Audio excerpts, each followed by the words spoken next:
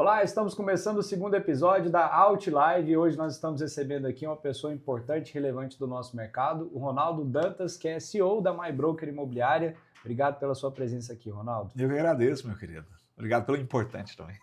Você sabe. Mas vamos lá, a ideia da Outlive é que você possa conhecer o lado mais pessoal de pessoas importantes no nosso mercado aqui, de grandes nomes do mercado imobiliário. É por isso que eu trouxe o Ronaldo aqui, porque eu acho que o lado pessoal dele vai poder contribuir muito para que você cresça vendo os exemplos dele. E aí, Ronaldo, uma coisa que eu sempre tenho comigo de quando vou entrevistar alguém é perguntar se tem algum assunto sensível que você não gostaria que a gente abordasse. E aí, quando eu perguntei isso para você, você falou, não, pode perguntar o que você quiser. Por quê? Porque assim, não adianta se eu falar hoje na internet, tá tudo tão livre. E assim, eu quero te fazer outra pergunta. Tem gente que fala que não? Tem. Tem? Sempre tem um assunto sensível. Tem. E aí tem gente que fala, não, isso aqui não fala nesse assunto, vamos deixar isso para lá. E aí eu respeito, acho que é normal, eu respeito isso. Se tivesse algum assunto aqui que você fala, não me pergunta sobre isso, eu não iria perguntar. Mas no seu caso não tem, né? Não tem. O que vier pela frente você vai encarar. Manda bala. Tá preparado, Ronaldo? Bora. Vamos lá. Eu queria saber um pouco mais. Eu te perguntei isso em off, vamos colocar assim, mas é uma pergunta que gera uma reflexão, né? Se você fosse se apresentar para alguém que ainda não te conhece, sem falar o que você faz profissionalmente, quem é o Ronaldo Dantas? Cara, em off, a resposta foi boa, eu não sei. Mas, na verdade, eu acredito que eu sou uma pessoa que ajuda as pessoas a literalmente realizar os sonhos delas, seja corretor, seja cliente, seja incorporador. Tem muito incorporador que chega com um sonho lá e precisa viabilizar, e às vezes a gente consegue viabilizar isso de alguma forma, mas o que me move é de fato isso, é tentar contribuir para a vida da pessoa de alguma forma que seja positiva, que seja realmente relevante. Quem vem até você consegue de alguma forma ajudá-la a realizar sonhos. Não todos, sonhos. Né? Mas quando está ao meu alcance, eu posso, eu gosto de tentar fazer isso. É o que é importante para você. Para mim você é essa pessoa. O propósito é todo esse. Bacana. Como foi seu início no mercado imobiliário? Cara, eu vim de banco, né? Acho que meu último emprego com carteira assinada, e depois eu tentei empreender 2 vezes. A primeira, montei uma empresa de licitação com o Leandro Batista, e não deu certo. E depois eu montei uma empresa que era como se fosse um Twitter, uma cópia do Twitter, na época que o Twitter não existia, aqui no Brasil, que era uma empresa que você mandava SMS, chegava lá e caía no microblog. A ideia era essa, era um programa de relacionamento que a gente batizou, né? E aí o amigo meu mostrou, funcionava muito bem no computador dele, estava tudo certo. Ele mostrou, mandava um SMS, não existia smartphone na época, então mandava um SMS e chegava lá a mensagem no microblog, 140 caracteres, que era o que o SMS comportava. E antes no Twitter era assim também. O Twitter, não sei se você sabe, mas ele foi feito para identificação de táxi, onde o taxista estava. Então o pessoal começou a fazer para isso. E aí a galera começou a reclamar, começou a falar um monte de coisa, e o negócio tomou outra proporção. O pessoal espaço para as pessoas falarem e ele acabou virando outra coisa. E o pessoal entendeu que existia uma demanda aí das pessoas para poder se comunicar através de texto. E a gente começou ele fez um clone disso, né, na época, e aí a gente foi lançar. E eu lancei misturando a internet com marketing multinível. Comecei com um texto, fiz um texto para o amigo meu, mandei para ele. Ele morava ali no Aruana 2, igual eu, né? E aí eu mandei para ele, ele pegou e fui lá na casa dele para ver o que ele tinha achado do texto, que a minha ideia era fazer um texto, fazer um PowerPoint, depois apresentar para as pessoas. E ele falou, não, mandei, disparei aqui. Eu falei, disparou o quê? Ele falou, não, peguei aqui 80 mil e-mails aqui, mandei para frente. Eu falei, caramba, como assim? 80 mil e-mails. A gente começou a dar F5, começou a gente cadastrar, pagava R$25 no Twitter. Não era de graça, era um Twitter pago, mas só se você indicasse outras pessoas, seu saía de graça. E aí começou o negócio. E aí a gente levantou uma grana com isso, e aí eu peguei essa grana e fiz um vídeo. Contratei a Carla Braga e tal.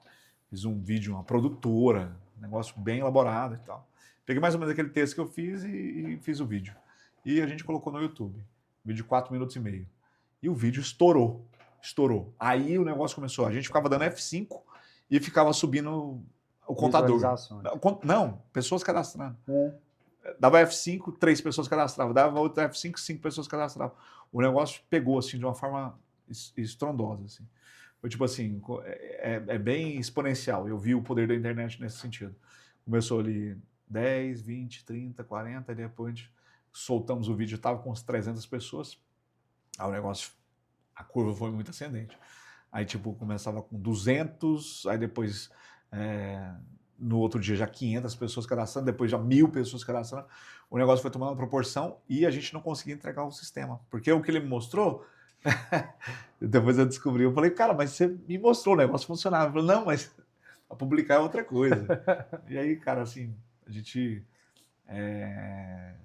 até deu 5.000 pessoas eu cortei o boleto. Eu falei, cara, esse negócio aqui pode dar muito errado, porque não tem ninguém, não tem serviço, então é uma pirâmide, né? Quando não tem serviço é uma pirâmide. E aí, mas ainda assim o pessoal continuou cadastrando, a gente chegou a 20.000 cadastros. Em pouquíssimo tempo. E o vídeo viralizou de uma forma assim, violenta. E foi quando eu entendi que dava para fazer negócio na internet. Foi seu primeiro vídeo que viralizou. Foi então, o primeiro vídeo que me viralizou, assim, que fez o negócio acontecer mesmo e fez eu entender o poder da internet. Então, duas coisas que eu vi. Primeiro, o que estava acontecendo lá fora, que aí era Twitter, que ainda não tinha chegado no Brasil. A galera se comunicava pelo Orkut na época. E o YouTube, a força do YouTube. E aí, quando não deu certo, chegou um momento que a gente contratava empresa para tentar entregar o negócio, não conseguia entregar, ficou nesse um tempo, depois devolvemos dinheiro para a galera. Moral da história, engoliu um prejuízo de uns 40 mil reais, mais ou menos. Caramba. Mas me ensinou coisas absurdas. Primeiro, principalmente a força da internet. E aí, tinha casado, nesse intervalo aí, estava um casamento marcado, casei. Não podia ter casado, mas casei para honrar a palavra. Porque, financeiramente falando, não era inteligente eu casar, não era o momento. Mas foi muito bom porque, assim, com toda a dificuldade, as coisas estavam acontecendo. E aí um dia a minha esposa me liga, ela trabalhava no jornal, ela falou, tem um anúncio aqui para corretor. E aí eu não tinha nada para perder, eu estava ferrado mesmo, estava lascado e desempregado, tentando arrumar emprego, todo emprego que eu ia ver era 2 mil, 3 mil reais, falava, isso não paga minha dívida. E aí eu entrei no mercado, fui entrevistado no mercado imobiliário, chegou o Bruno Baiocchi me entrevistando e tal, não sei o que lá, vai ficar rico e tal. Foi o Bruno Baiocchi? Foi o Bruno Baiocchi que me entrevistou. E aí eu falei, porra, então tá, né? Aí quando saí de lá, minha esposa me liga, e aí ela fala, e aí, como é que foi? Eu falei assim, eu acho que ele tá desesperado. Ela falou, e você? Eu falei, eu acho que eu tô mais desesperado ainda, vou entrar. Ela, tá, mas quanto que é o salário? Eu falei, não tem salário. Ela falou, não, como assim? Eu falei, não tem salário, tem que pagar para trabalhar.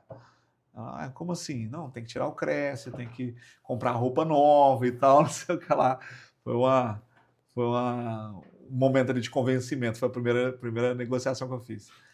E entrei, cara, assim, logo de cara eu fui numa entrega de um empreendimento, se eu não me engano não lembro qual foi o empreendimento, eu vi um cara que tinha entrado junto comigo ganhou um Corolla.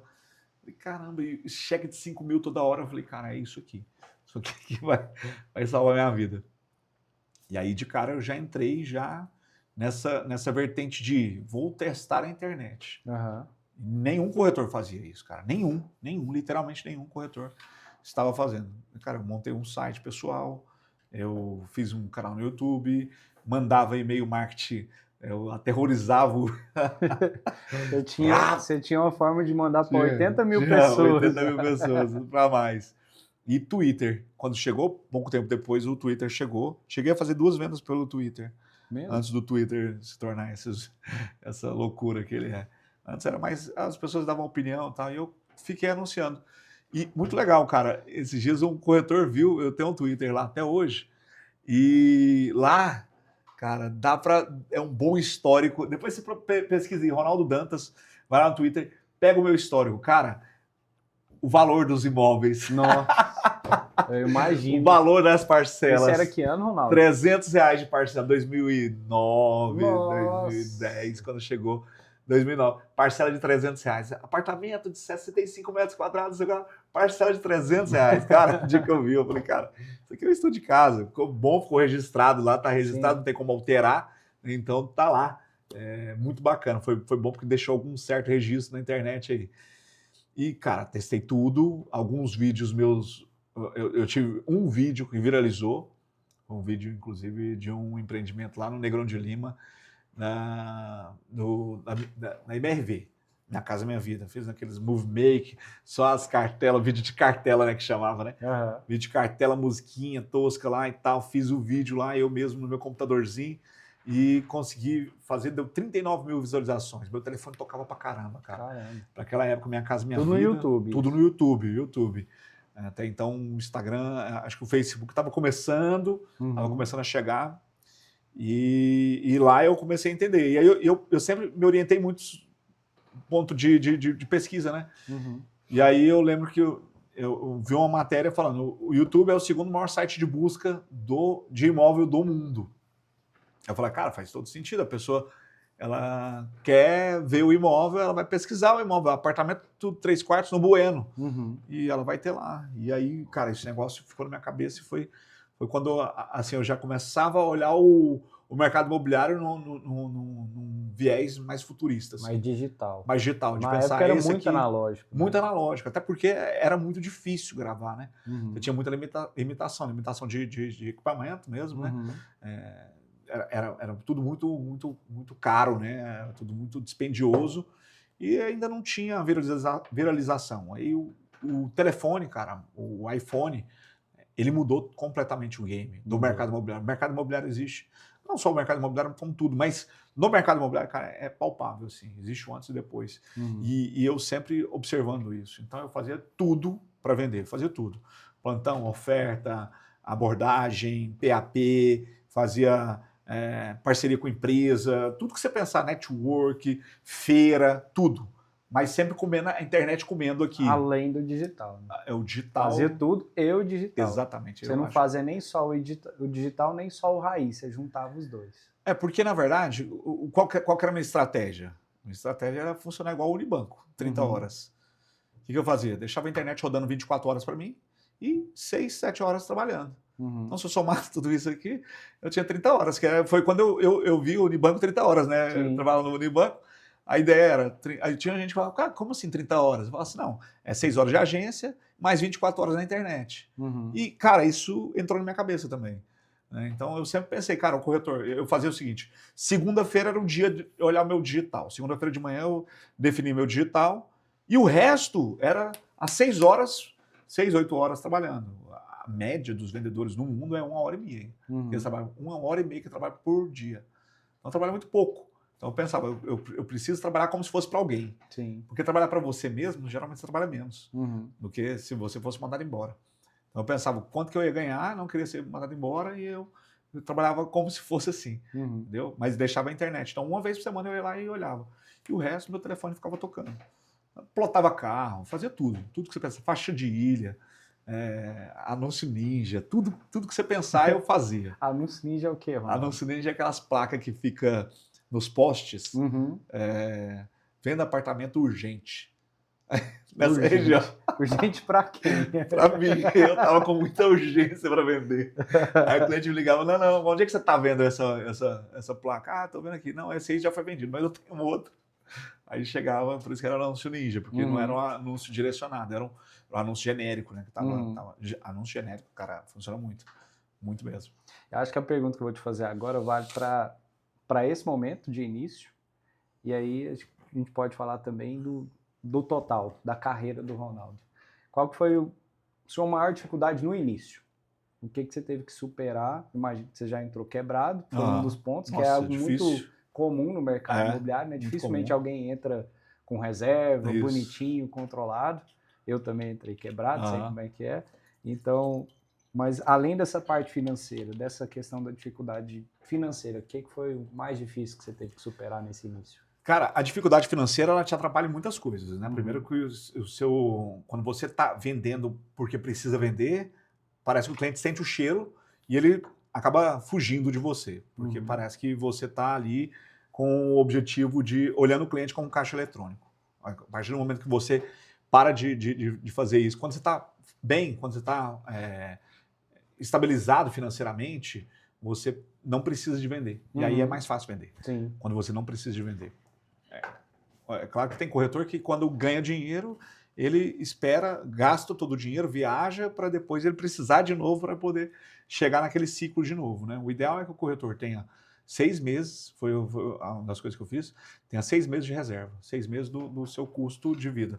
O meu custo de vida ali na época era uns 5, 6 mil, então eu tinha ali o meu equivalente a esses 6 meses, foi quando eu estabilizei. Mas até vender foram 4 meses, cara, foi muito difícil, foi Uhum.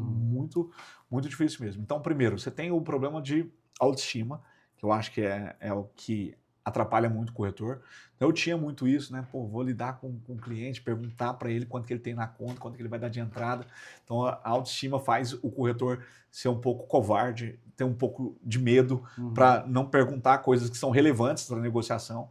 Então, o corretor ele tem que ter um mínimo de coragem e quando você está nessa situação você se sente meio impostor, porque você não domina ainda, então você está ali, talvez vestido de terninho e tal, era o que eu estava, me sentia, estava de terninho, mas não me sentia um corretor, eu não Uhum. tinha um domínio, então você conviver com essa dúvida na cabeça era muito difícil. Outra coisa que pegava também era tentar fazer o cliente ir para o fechamento. Eu não quero pressionar o cliente, porque é sempre essa questão do medo. O medo que é a parte mais difícil de controlar. É medo se não vai dar certo, é medo se o cliente vai achar que eu sou pedante, ou que eu estou aqui querendo forçar a barra, não querer ser inconveniente, tudo é medo. Né? Quando você trabalhar esse aspecto interno para você conseguir ter coragem o suficiente, ser de fato relevante para o cliente, você precisa ter coragem, não adianta. Então, às vezes é falar com convicção, até mesmo que você não sabe. Né? Então, eu tive muito tempo, eu falo assim, cara, tem alguma coisa que eu ainda não sei, que eu não sei lidar internamente, e eu fazia muito esse trabalho de uma negociação interna, né? Self-talking, né? De ficar conversando internamente comigo mesmo. Cara, vamos tentar, vai por esse caminho, você errou aqui, fazer uma autoanálise de todo atendimento. E uma das coisas que me fez crescer rápido e superar isso rápido foi volume, né?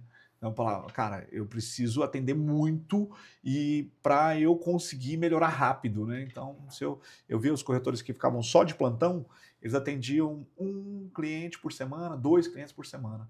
Eu falava, eu preciso atender isso aí por dia, porque eu vou crescer assim, 7 vezes mais rápido que Na eles, prática, na né? prática. Então, eu fazia um atendimento, autoanálise.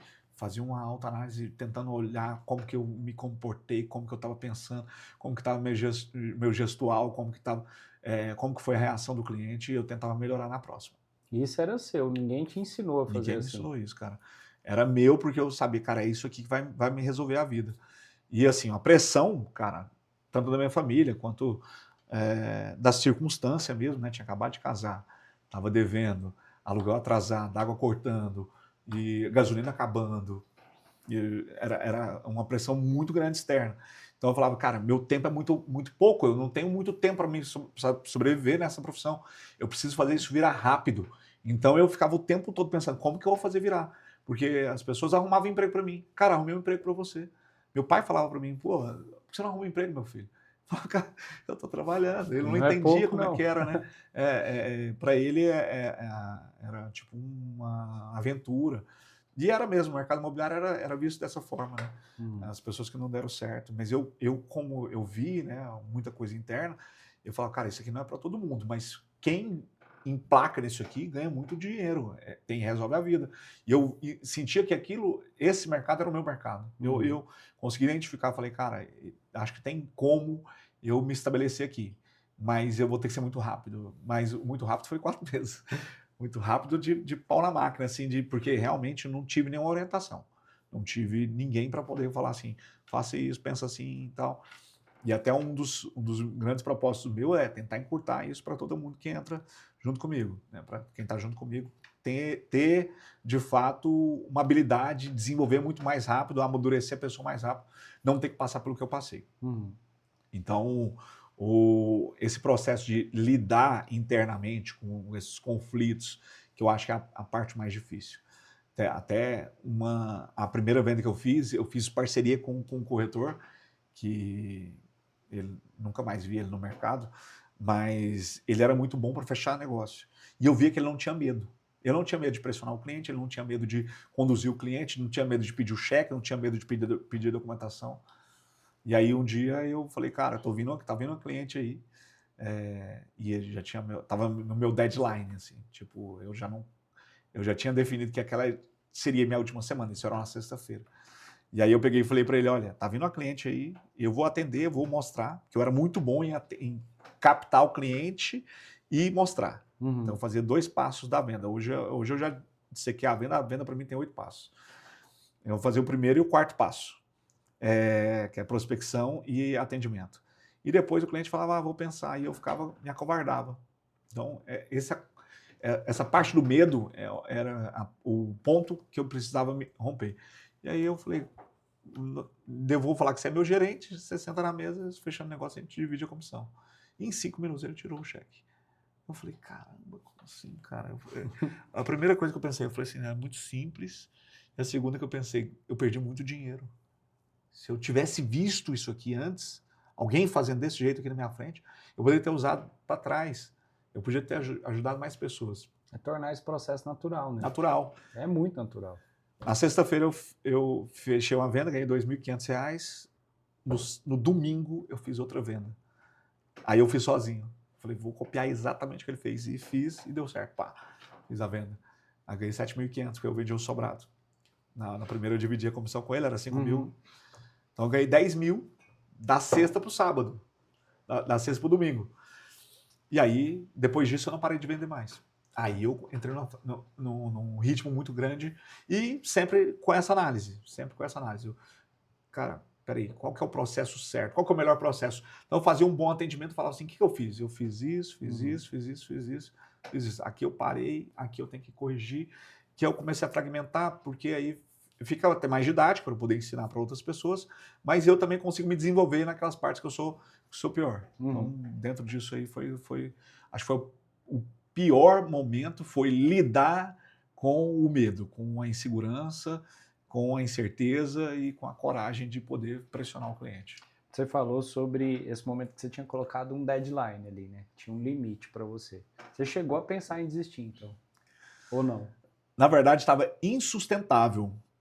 4 meses, e como eu te falei aqui, água cortando, energia.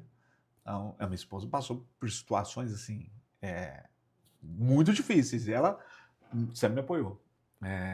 Mas cheguei em casa já, vi ela chorando com um monte de boleto na mão, e devendo um monte de gente, devendo pai, mãe. Meu pai, toda hora que eu chegava para ele, eu falava, pai, me empresta um dinheiro. Ele, nossa, meu filho, pelo amor de Deus, arruma um emprego. Não, pai, agora vai. Eu sempre falava para ele, agora vai. E eu lembro que a situação assim, mais doída para mim foi um dia que eu estava subindo a 136 com a 132 ali, tinha um Palio 2 portas, e no horário de pico, tinha passado para pegar ela no jornal, e aí na hora que, no meio do cruzamento, da 136 com a 132, minha gasolina acaba, bem no meio assim, ó. Aí eu desço, de terno, gravata, que era obrigado, né, tirei a gravata e o povo xingando, buzinando, o povo tudo irritado. E eu, cara, empurrei o carro até o canto. Aí em frente a Invest ali. E aí eu vou dali até o posto da Ricardo Paranhos para comprar 10 conto de gasolina. Até. E ela foi comigo de salto alto e tal. Voltamos. E aí eu fazendo piada, brincando e tal, não sei o quê, porque eu sempre fui muito, muito assim. Mas na hora que eu cheguei em casa, que eu fui tomar um banho, cara, aí eu chorei. Esse dia eu chorei. A vida parecia que tava me sufocando, assim, me levantando e eu sentindo meus pés fora, assim. Eu falei, cara, não é possível. Não é possível. Eu tô me esforçando, tô querendo, Deus, o que tá acontecendo? 4 meses já desse jeito. E, assim, devendo tudo que eu tinha dado, cheque para poder tirar o Cresce, arrumei 5 cheques, tava tudo ferrado, tudo errado.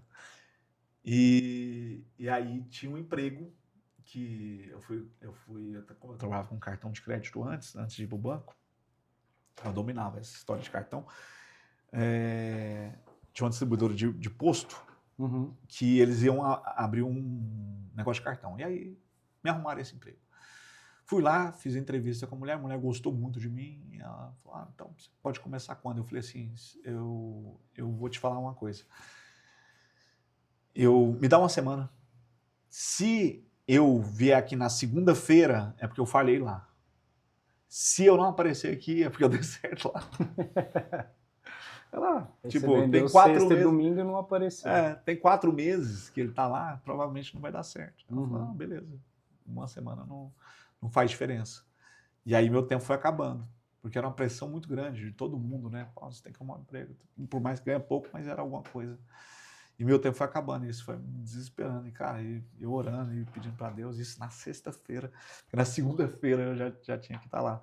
Na sexta-feira deu certo, graças a Deus. Graças a Deus, né? O mercado imobiliário, o que seria do mercado imobiliário se não tivesse feito essa vez? É incrível mesmo, né? A gente ouve essas histórias e aí pensa, não, Ronaldo, cara super bem sucedido, CEO da MyBroker, 72 unidades espalhadas por 12 estados, fora do país e tudo mais.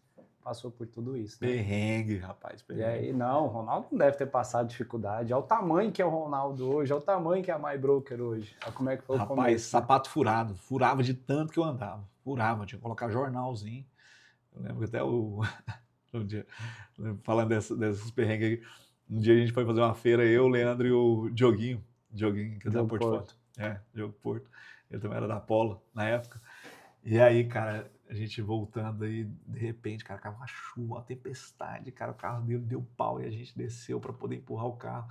E aí o sapato furado entrava molhando o pé inteiro. Não, chegamos, cara, mas hoje a gente dá risada, né? Depois que passa a gente, na hora não é agradável nem um pouco. Forjou, né? Forjou, graças a Deus forjou.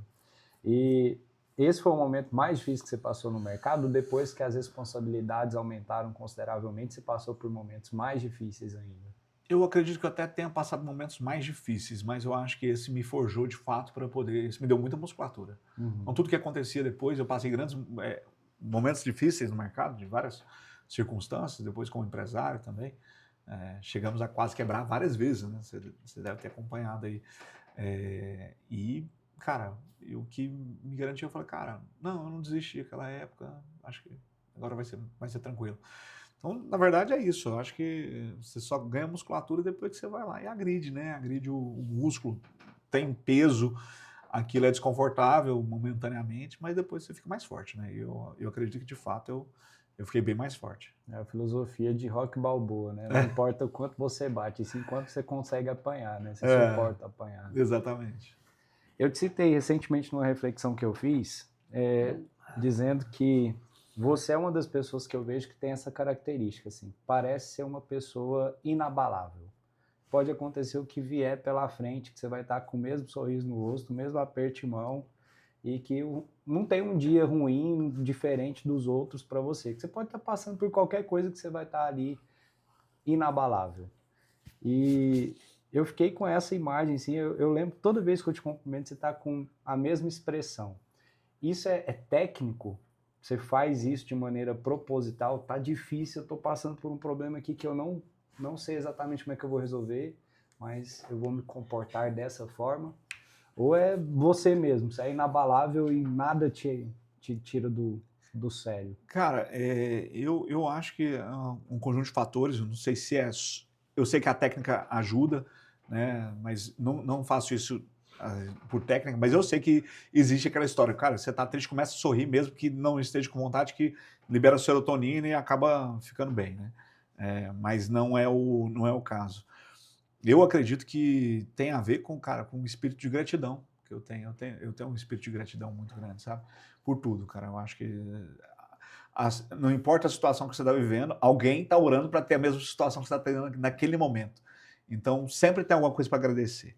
Então, eu acredito que a forma como eu fui criado e talvez até a minha proximidade com Deus, isso sempre eu vejo, cara, tô com saúde, tá dando errado, mas eu tenho fé que isso vai dar certo, eu acho que isso é momentâneo, tem alguma coisa que eu vou aprender com isso aqui, lá na frente isso vai virar uma história. Eu lembro, acho E que eu vou rir dessa vou rir história dessa ainda. história. Cara, tem uma situação muito, muito engraçada que eu passei com um amigo meu. Hoje é engraçado. Eu lembro que, assim, aconteceu uma situação que eu não lembro exatamente qual que era a situação, mas eu lembro que se os nossos pais ficassem sabendo, a gente ia apanhar demais, sabe? Uhum. E a gente fugiu. A gente era pequenininho, devia ter uns 6, 7 anos. Caramba. Fugimos e eu lembro que eu estava desesperado. Assim, eu era mais novo que ele, né? Sou mais novo que ele, uns 2 anos, então eu muito desesperado. Meu pai vai me matar e tal.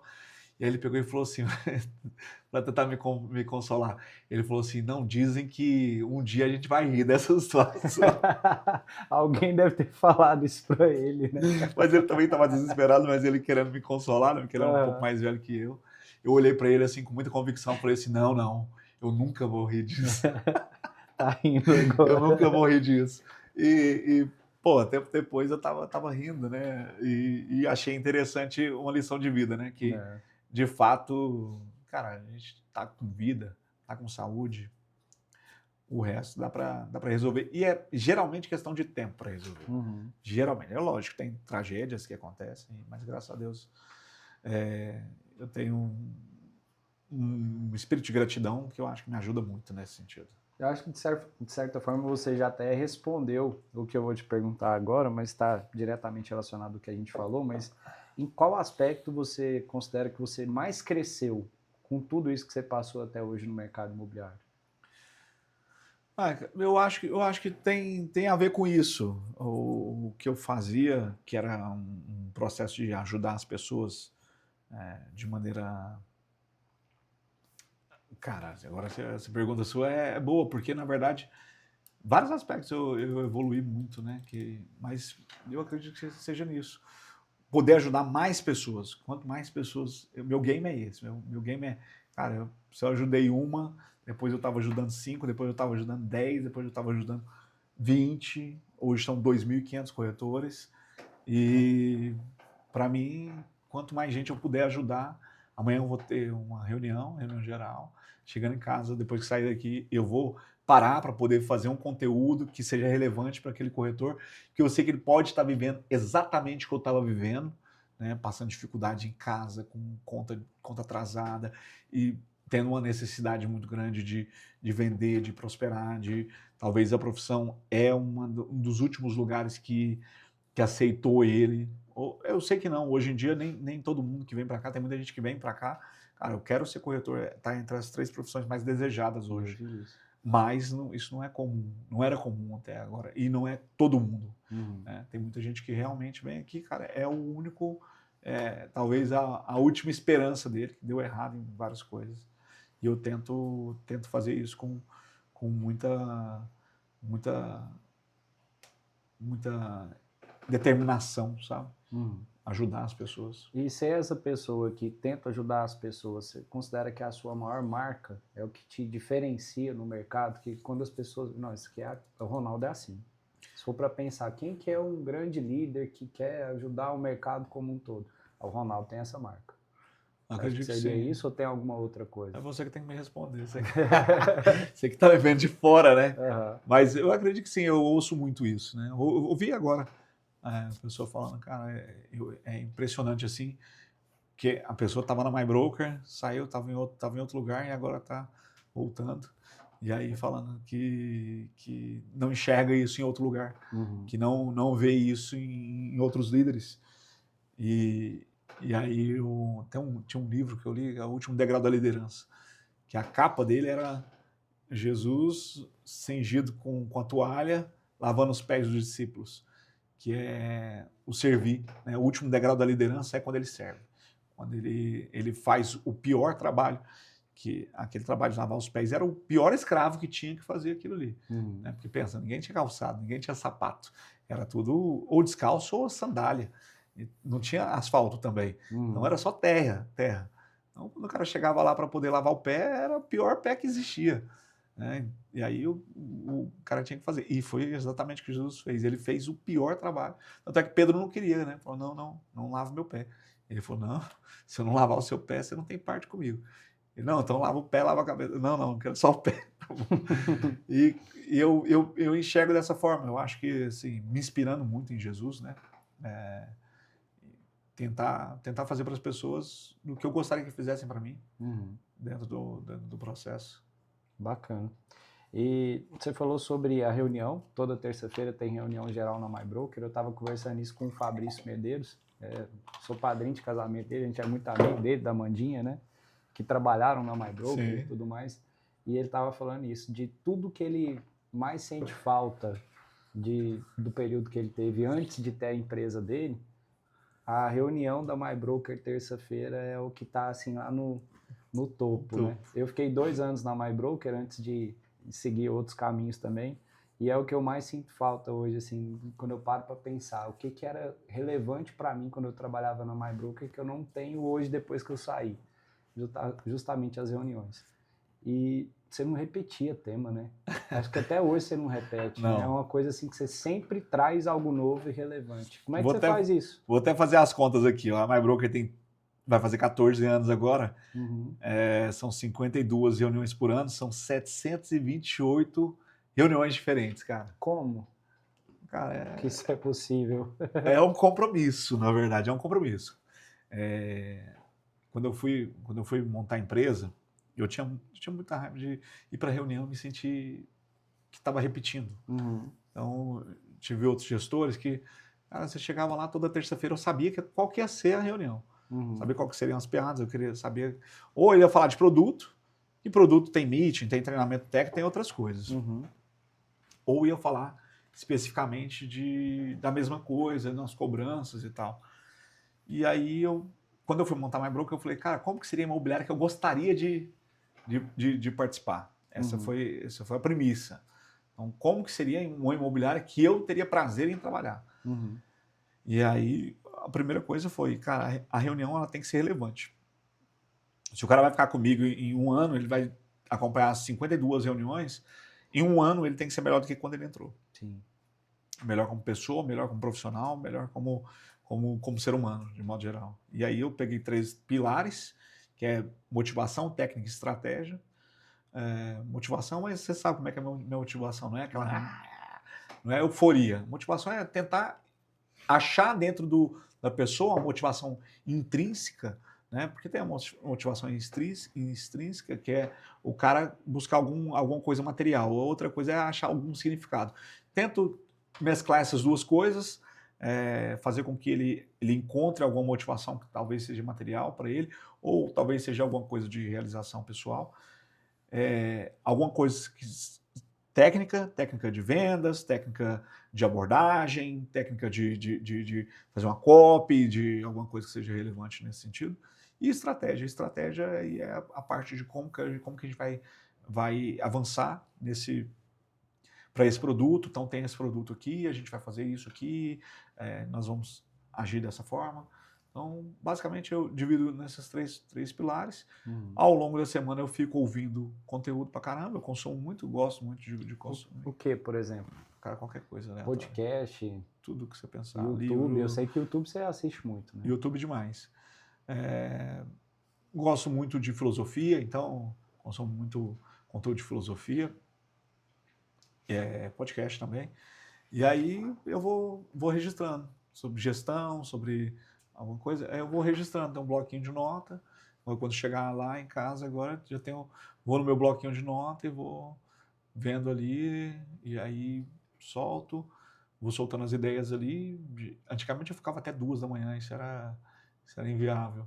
Hoje eu faço mais cedo, consigo terminar mais cedo minha apresentação. Você mesmo que faz a apresentação? Eu mesmo que faço. Toda? Toda. As imagens que aparecem lá na reunião, é você que busca e faz aquele... Eu que faço. A inteligência artificial está te ajudando ultimamente? Me ajuda um pouco. agora tá facilitando um pouco mais o meu trabalho. Eu sempre achei que você pegava um tema, mandava para o marketing, o pessoal fazia aquela apresentação espetacular. Então era você que fazia. Não, eu acabei ficando bom no PowerPoint, rapaz. Muita prática. 700 e poucas apresentações. E aí depois eu compilo tudo isso. E aí na hora, assim, tem muita coisa que sai natural, porque como eu já tenho muito conteúdo, vivência, e aí na hora ali, às vezes eu tô pensando em ir para algum segmento, acabo indo para outro, assim. Mas as reuniões, elas têm sido muito boas, muito boas. Para mim, posso te dar a minha opinião aqui, fez muita diferença. Eu aprendia demais. Toda terça-feira era um dia que eu saía de lá com a mente cheia de ideias. Caramba, a estratégia fazia muito sentido para mim. Talvez o que eu menos precisasse, e eu sei que tem perfis diferentes, era justamente a parte de motivação, porque eu já tinha muita motivação. Já tinha vontade. Então eu não precisava ouvir uma história triste, de dificuldades. Essa parte era que eu poderia pular. Agora de técnica, de estratégia. Mas a motivação não é essa história triste. As pessoas confundem muito motivação com euforia. Motivação é o motivo da ação. Motivação é, cara, por que você faz o que você faz? Por que você está buscando esse novo desafio aqui? Né, de se lançar agora no projeto mesmo, sem ter todos os recursos disponíveis. Você tem uma motivação interna. E o que você quer alcançar? Então, a motivação, ela nem sempre tá... É o vídeo do Rock Balboa. Aquele vídeo é motivacional ao extremo. Né, de mostrar para você, cara, você vai apanhar, você vai passar por dificuldades. Então, a minha motivação não está relacionada à euforia, ela está mais relacionada a achar internamente aquilo ou desbloquear. Eu faço isso muito, cara, assim, o corretor, o brasileiro, ele tem essa dificuldade, né? Hoje já avançou muito, melhorou muito. Mas eu lembro que no começo, principalmente, a gente foi criado para ser condicionado a uma circunstância e acreditar que aquilo ali é o nosso padrão de vida, que a gente não pode sobressair, era uma ficção, você passa para uma outra fase, para um outro nível. Então, meu também é desbloquear a cabeça do cara, tirar esse chip dele e falar, meu irmão, tem como você ir além do que sua família já foi. Você conseguir conquistar coisas... Crenças limitantes. Exatamente. Crença limitante é um negócio que atrapalha demais o corpo. Acho que a primeira vez que eu ouvi falar sobre isso foi nas reuniões da MyBroker, crença limitante. E eu comecei a observar que eu tinha algumas mesmo, assim. E, de verdade, assim, me ajudou demais as reuniões. Uma das coisas que eu guardo até hoje também, assim, foi o Enneagrama. Foi uma coisa que eu nunca tinha visto nada sobre. E aí, à medida que você foi apresentando ali os 9 tipos, né, de personalidades, eu me vi como o número 4, que é o doador, não é isso? O número 4... Se eu não estiver enganado, ou é o 2 ou é o 4. Mas o 2 é o doador. O 2 é o doador. Doador. Falei, cara, eu sou esse cara aí. Eu sou o doador puro. O 4 é autêntico. Geralmente é o cara do marketing, o cara de tatuagem. Dá para juntar um pouquinho dos dois, no meu caso ali. Mas eu me via muito como doador, aquela pessoa que estava sempre fazendo algo pelo outro, esperando ser reconhecido. E quando as coisas não aconteciam do jeito que eu queria, eu era o primeiro a me rebelar, era o rebelde. Eu me vi demais naquilo ali. E sempre agregou de alguma forma. Pra você ter uma ideia, já tem quantos anos isso, até hoje eu tenho guardado aqui na memória mesmo, como algo que realmente foi relevante. Então, e na negociação, o doador, você vai falar para ele, cara, eu preciso de sua ajuda. Aí você pegou o cara, entendeu? Cara, eu preciso de sua ajuda, eu vou ter, Felipe... Eu vou ter uma rodada de negócio, cara, eu não tenho ninguém pra levar. Falou, você precisa me ajuda, eu já tô lá. Falei, tá bom, vambora. Então, quando você identifica as personalidades, fica muito mais fácil você negociar. Lógico, é um nível de negociação mais profunda, né? Que você precisa dominar o perfil de cada pessoa e ler, fazer uma leitura da pessoa e o perfil. E para gestão, cara, isso é fantástico, porque o doador, ele é assim, ele é o cara que tá junto com você o tempo todo. Mas chega um momento que se der errado, ele também, todo mundo tem dívida com ele.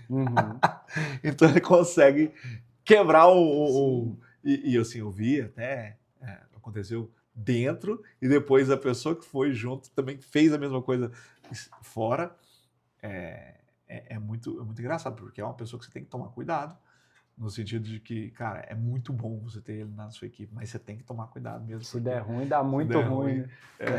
Ela se revela. Mas eu lembro de uma pergunta que você fez para mim, cara, especificamente agora a gente conversando, eu lembrei que você falando sobre crença limitante, você falou assim, cara, como que você vende para cliente de alto padrão? Uhum.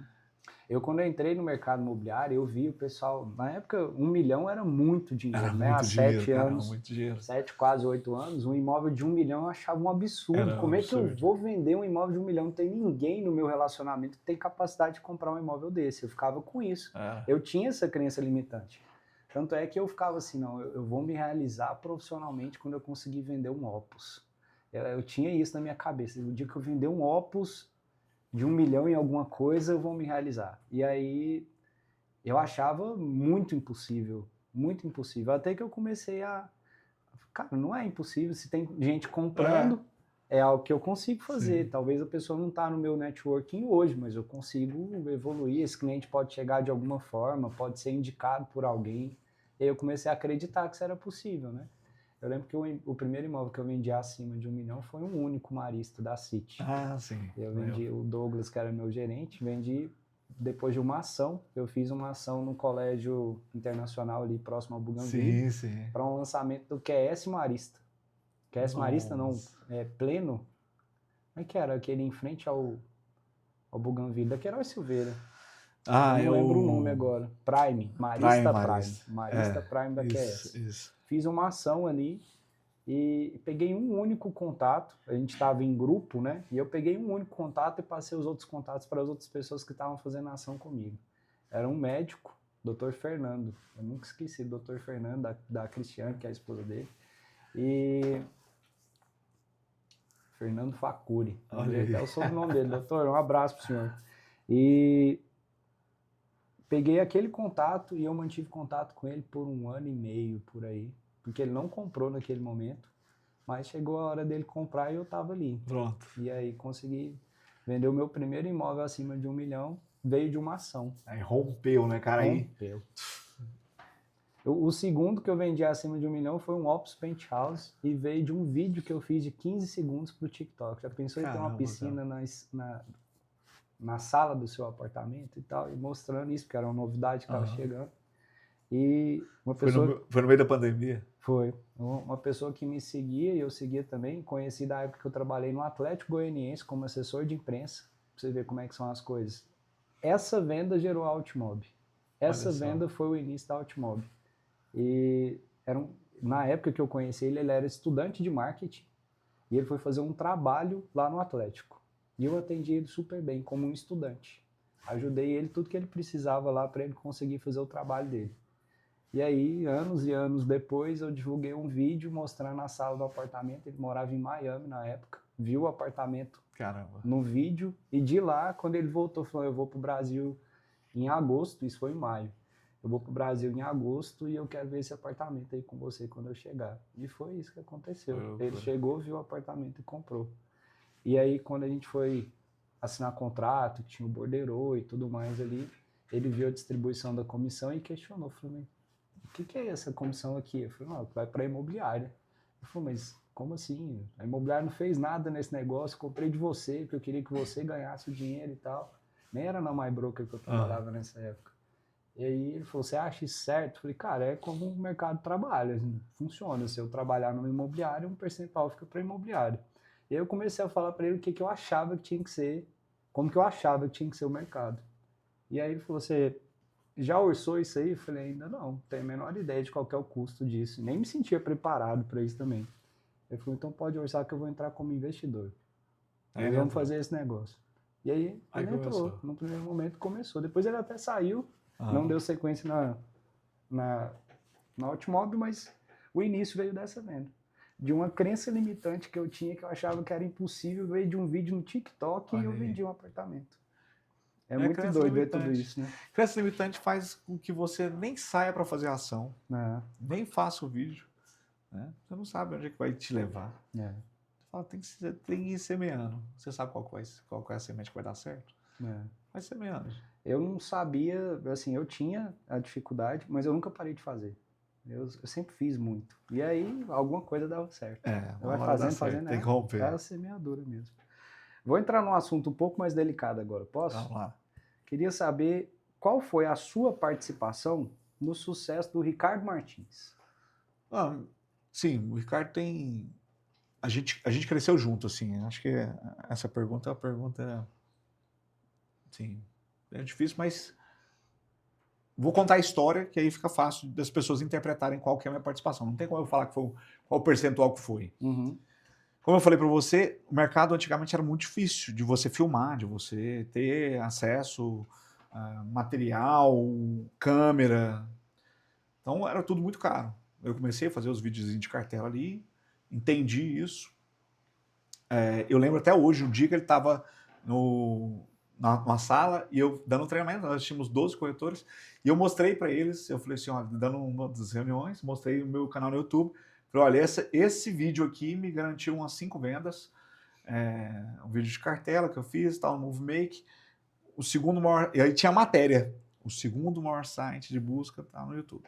Falei, todo mundo tem que ter um canal no YouTube, o Google tem que saber seu nome, e tal. Expliquei, expliquei como que funcionava isso aí. E aí, moral da história, ele saiu, depois de um tempo, e aí ele começou a fazer vídeo, tava indo, ficou lá, eu observando, né, assim, vendo ele fazendo alguns vídeos. Ele tinha 3 mil inscritos em 3 anos. 3 anos que ele ficou fora, ele tinha 3 mil inscritos. Mas ele tinha uma frequência interessante. Tava vendo a evolução dele. Até aparecia uma bolinha assim, com o rostinho dele, e ele mostrando o imóvel, filmando o imóvel, e ele tinha um estabilizador de PVC que ele tinha feito vendo na internet, uma câmera e tudo mais. Então ele tinha um certo investimento ali que ele tinha feito. E ele fazia mais ou menos um vídeo por semana. Então essa era a frequência. E depois que a gente fez o lançamento, não sei se foi do Nápoles, acho que foi do Nápoles, que a gente estabilizamos financeiramente, a gente tinha ganhado uma grana, e aí quando os meninos falaram, agora vamos respirar, eu falei, não, agora a gente vai investir. A gente tem uma vaga hoje disponível do maior expositor de imóveis do Brasil. E essa vaga não está sendo ocupada por ninguém. A gente vai ter que ocupar ela de alguma forma. Então, eu levantei alguns nomes de pessoas e o primeiro que eu conversei foi o Ricardo. Então, eu chamei o Ricardo para tomar um café. Ele tinha um imobiliário que chamava Amigo Corretor. Uhum. Era ele e mais 2, ele, o Flávio e o Urias. E aí eu peguei e falei para ele o projeto. Falei, cara, o negócio é o seguinte, a gente vai fazer o maior expositor de imóveis do Brasil. Isso foi no finalzinho de 2016, se não me engano. O YouTube, ele não remunera, ele remunera a frequência. Para você trabalhar para o YouTube, para ele poder te entregar, você tem que ter frequência. É como se você estivesse batendo carteira ali, assinando carteira e cumprindo horário com ele. Se você entregar um vídeo por dia, ele faz você crescer. Eu já entendia de métrica, já sempre estudei muito essa questão. Hoje, do jeito que você está, você vai demorar muito para crescer. Então, se você vier para cá, você não vai negociar, você não vai vender, você não vai fazer nada. A única coisa que você vai fazer é captar os imóveis e subir um vídeo por dia. Eu vou te dar os imóveis todos os dias. A gente tinha mais ou menos 40 corretores na época. E aí eu vou providenciar os imóveis, você só vai lá todo dia e vai gravar. Faz uma lista do material que você vai precisar e a gente vai comprar isso aí, vamos fazer esse investimento e a gente vai começar a fazer esse trabalho. E o Leandro, na época, estava indo para os Estados Unidos, ele fechou a imobiliária dele, topou a empreitada, veio para dentro da MyBroker junto com os dois. E a gente comprou drone, foi o primeiro imobiliário a ter drone, aqueles dronezão branco. Grande. Câmera, estabilizador, lente e uma ilha de edição. Então pensa o trabalho que era, né? Então tinha que... Tudo isso bancado pela MyBroker. Pela MyBroker. Então a gente fez um negócio profissional. Falei, vamos fazer um negócio profissional. Uhum. E aí eu fiz o primeiro vídeo, que é do Green Diamond. Eu falei, cara, o vídeo tem que ser em primeira pessoa, você falando. E aí eu fiz o Green Diamond, se você digitar aí, você vai ver lá, tem uns 800 mil visualizações. Eu falei, cara, você tem que tratar o cliente como se ele estivesse indo ver a visita, como se fosse em primeira pessoa. Só que, é claro, lá no vídeo eu tava na frente da câmera. Ele ia ter que aprender um jeito de fazer por trás das câmeras. E o Ricardo, ele aprende muito rápido, cara, ele aprende muito rápido. Então, o Ricardo veio com a carisma, veio com essa habilidade dele de aprender muito rápido e querer muito, ele queria muito fazer essa transformação. E aí começou, cara. Então a gente saiu de 3 mil inscritos. O primeiro ano foi para 30 mil, o segundo ano foi para 90, o terceiro foi para 150, que é exponencial, e aí veio o TikTok. No TikTok, eu tinha ido, em 2018, eu fui para o RD Summit. Não sei se você já ouviu falar. Sim. Da RD tem lá um negócio que é marketing digital. Uhum. Então fui para lá e os caras, cara, TikTok, 2018. Aí eu falei, cara, que diabo de TikTok? Nunca tinha ouvido falar. Cheguei aqui e falei, ó, os caras estão falando que é a nova tendência, a gente precisa aprender a falar com ele. Ninguém sabe como é que usa, mas é o que mais cresce e é o que vai bombar. E aí a gente baixou... O anônimo viraliza, né? E isso, mas na época era só dancinha e dublagem. Uhum. Aí a gente baixou o aplicativo, tentamos achar a linguagem, não achamos. Se não me engano foi 2019. 2019 voltei lá, os caras, cara, TikTok. Todo mundo falando. Os caras do Twitter, os caras da Coca, todo mundo falando, TikTok. Falei, cara, a gente precisa achar a linguagem. E aí ficamos um tempo, porque tem a linguagem do YouTube, e eu achei engraçado, porque assim, quando eu falava, a primeira vez que eu fui falar com o Ricardo, quando ele veio entrar, eu falei, cara, você tem 30 segundos para fixar a atenção do cliente nos vídeos do YouTube. Antes era 30 segundos. Hoje eu dei 3 segundos. Mas aí na época, quando surgiu isso, aí eu lembro que a gente tentando, fizemos alguns testes, e aí ele fez um vídeo que ficou muito bom, que foi, ele pegou no Quintas, acho que foi um empreendimento da CF+. Ele filmou o apartamento vazio, aí desligava a luz e aí ele filmava o apartamento imobiliado. Uhum. Isso foi a primeira transição, assim, que bombou. Cara, isso aí bombou. Eu falei com ele, cara, chama a linguagem, vamos seguir nessa linha. E aí o negócio crescendo no YouTube, o YouTube era a principal rede social. O Instagram, ele estava começando a fazer os lançamentos, que os sócios falavam, cara, o Ricardo está fazendo isso. O cara falou, não, cara, ele está projetando a marca, não vamos preocupar com isso. Ele está projetando a marca, vamos deixar. Então a gente cresceu junto, teve essa simbiose, sabe? Ele tem contribuição no crescimento do MyBroker, o MyBroker tem contribuição no crescimento dele. E aí depois veio o vídeo do carro. Esse foi a história que estourou mesmo o negócio. Assim, que a gente já tinha uma bagagem, já tinha um número relevante, né, de vídeos para poder segurar. Não adianta você viralizar com um vídeo, né? Você tem um vídeo lá, você viralizou, o povo entra dentro da sua rede, olha, você não tem nada, não faz sentido. Então já tinha uma certa história já construída ali, e ele tinha feito um contrato com o pessoal da áudio, da Eurobike, que ele tinha um carro que ele tinha que expor esse carro nos vídeos e tal, porque ele estava bem relevante, só que não estava dando resultado. Aí ele ia perder o contrato. E ele estava sem carro. Então aí ele pegou e chegou em mim e falou assim, cara, eu preciso de sua ajuda, vai ter reunião lá e tal, posso ficar sem isso? Não, fico sem minha ferramenta de trabalho. Eu falei, nossa, Ricardo, negócio pessoal, né? Mas eu vou lá, vou tentar te ajudar. E tava lá calado, cara. O cara falando, falei, eu vi que ia perder mesmo, né? Aí eu peguei e falei assim, cara, vamos testar mais uma vez, vamos ficar mais um mês aí pra gente testar, vamos ver o que a gente consegue fazer. Mas aí na hora lembrei do Victoria, apartamento que tem elevador. Uhum. E aí eu peguei e falei, cara, vamos fazer um vídeo lá, qual que é o carro mais massa que você tem? Aí ele falou, tem um Q8. Falei assim, então vamos pegar um Q8. Na época o pessoal da Terral tinha me ligado, falando que precisava vender lá, ninguém conseguia vender aquele negócio ali. E aí eu falei, não, vamos pegar o Q8 saindo do elevador assim, não, o cara vê, tá dentro do apartamento, você vai bugar a cabeça das pessoas. Aí, beleza, porque tinha casado, o Marcelo tinha me ligado e ao mesmo tempo tava lá resolvendo essa treta. Na hora que eu tava descendo, cara, eu peguei e vi o carro laranja. Aí eu falei, que carro é aquele? O cara falou, Q3. Eu falei, é aquele lá. Ela falou, não, mas é um Q3, como é que você vai botar um Q3 dentro de um apartamento de 3 milhões? Não sei nem quanto que era, mas na época eu falei assim, mas é laranja. Se for preto, não vai chamar tanta atenção. Laranja, vamos segurar ele. E aí foi. Aí quando o Ricardo, a gente bolou a cópia e tal, mas o Ricardo não fez ele fez 2 vídeos. Ele fez um que foi oficial e fez um outro que foi da cabeça dele mesmo. Que ele vem assim, filmando o carro, um carro laranjão assim, e aí ele vira e começa a falar, esse carro tá no seu carro, mas o carro tá num apartamento do 25º andar. Aí ele fala, pega uma dor do goiano, né? Quer falar assim, e dizem que Goiânia é roça. Uhum. Cara, aí esse vídeo virou o vídeo. Aí, porra, viralizou assim, de um jeito, porque todo goiano começou a postar. caminhar e tal, não sei o que lá. Isso é uma puta novidade no Brasil também, né? Um carro chamou atenção e essa sacada que ele teve. E aí, cara, o negócio tomou uma proporção assim, foi... Tava assim, fez assim, depois foi muito rápido. E logo em seguida, aí veio ganhando muita força, aí logo em seguida veio a pandemia. Aí foi... Quando veio a pandemia, eu já sabia que o mercado ele ia digitalizar. O que aconteceu? A gente fazia campanha no Facebook, fazia campanha com estático.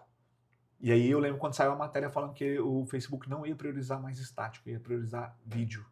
Aí eu falei, cara, é o Facebook e é o YouTube vídeo. Então é para lá que a gente tem que ir, não tem jeito. O futuro do mercado imobiliário é vídeo. Então a gente vai ter que montar uma produtora aqui e vamos ter que resolver essa parada. E os meninos acreditaram nisso. O Ricardo ficou muito tempo, cara, assim, praticamente dando prejuízo, né? Porque a gente tinha que bancar a operação e não tinha resultado de vendas. E, querendo ou não, o mercado imobiliário, cara, você sabe como é que é. Tem que vender todo mês. Não é um projeto de longo prazo. Né? A gente fez um projeto de longo prazo de 2, 3 anos. E aí ele foi entrando nas marcas. A gente foi abrir a Alphaville, colocamos ele como sócio. Depois ele foi adquirindo parte, a gente foi liberando parte para ele poder comprar parte da empresa. Então foi esse processo. Quando veio a pandemia, a gente já tinha mais de 550 imóveis disponíveis. Todo mundo em casa, ninguém tinha vídeo na internet. Todo mundo foi para casa ver casa. Porra, minha casa tá pequena. Eu não consigo fazer nada na minha casa. O cara descobriu que ele morava num lugar que não comportava ele. Ele começou a fazer o quê? Assistir vídeo. Aí, pô, o negócio estourou. Aí a MyBroker cresceu muito rápido nesse momento. A gente também entrou num ponto de crescimento muito forte. E o Ricardo, ainda mais que já casado com essas outras coisas. Então foi uma simbiose aí que a gente cresceu muito aí. Eu acho que é público, tem muita gente que me segue e que sabe de divergências que eu tive com o Ricardo, né? Foi público, foi na internet. Eu não acompanhei. Não, até foi o que gerou a brincadeira do Nota 2. O Nota 2 você deve ter escutado falar. Também não. Acho que você me contou essa história aí. Mas enfim, por mais que eu discordasse de algumas coisas, eu nunca tirei o mérito do Ricardo em relação a ser criativo, a ter começado algo ali de fazer algo que as pessoas não estavam fazendo.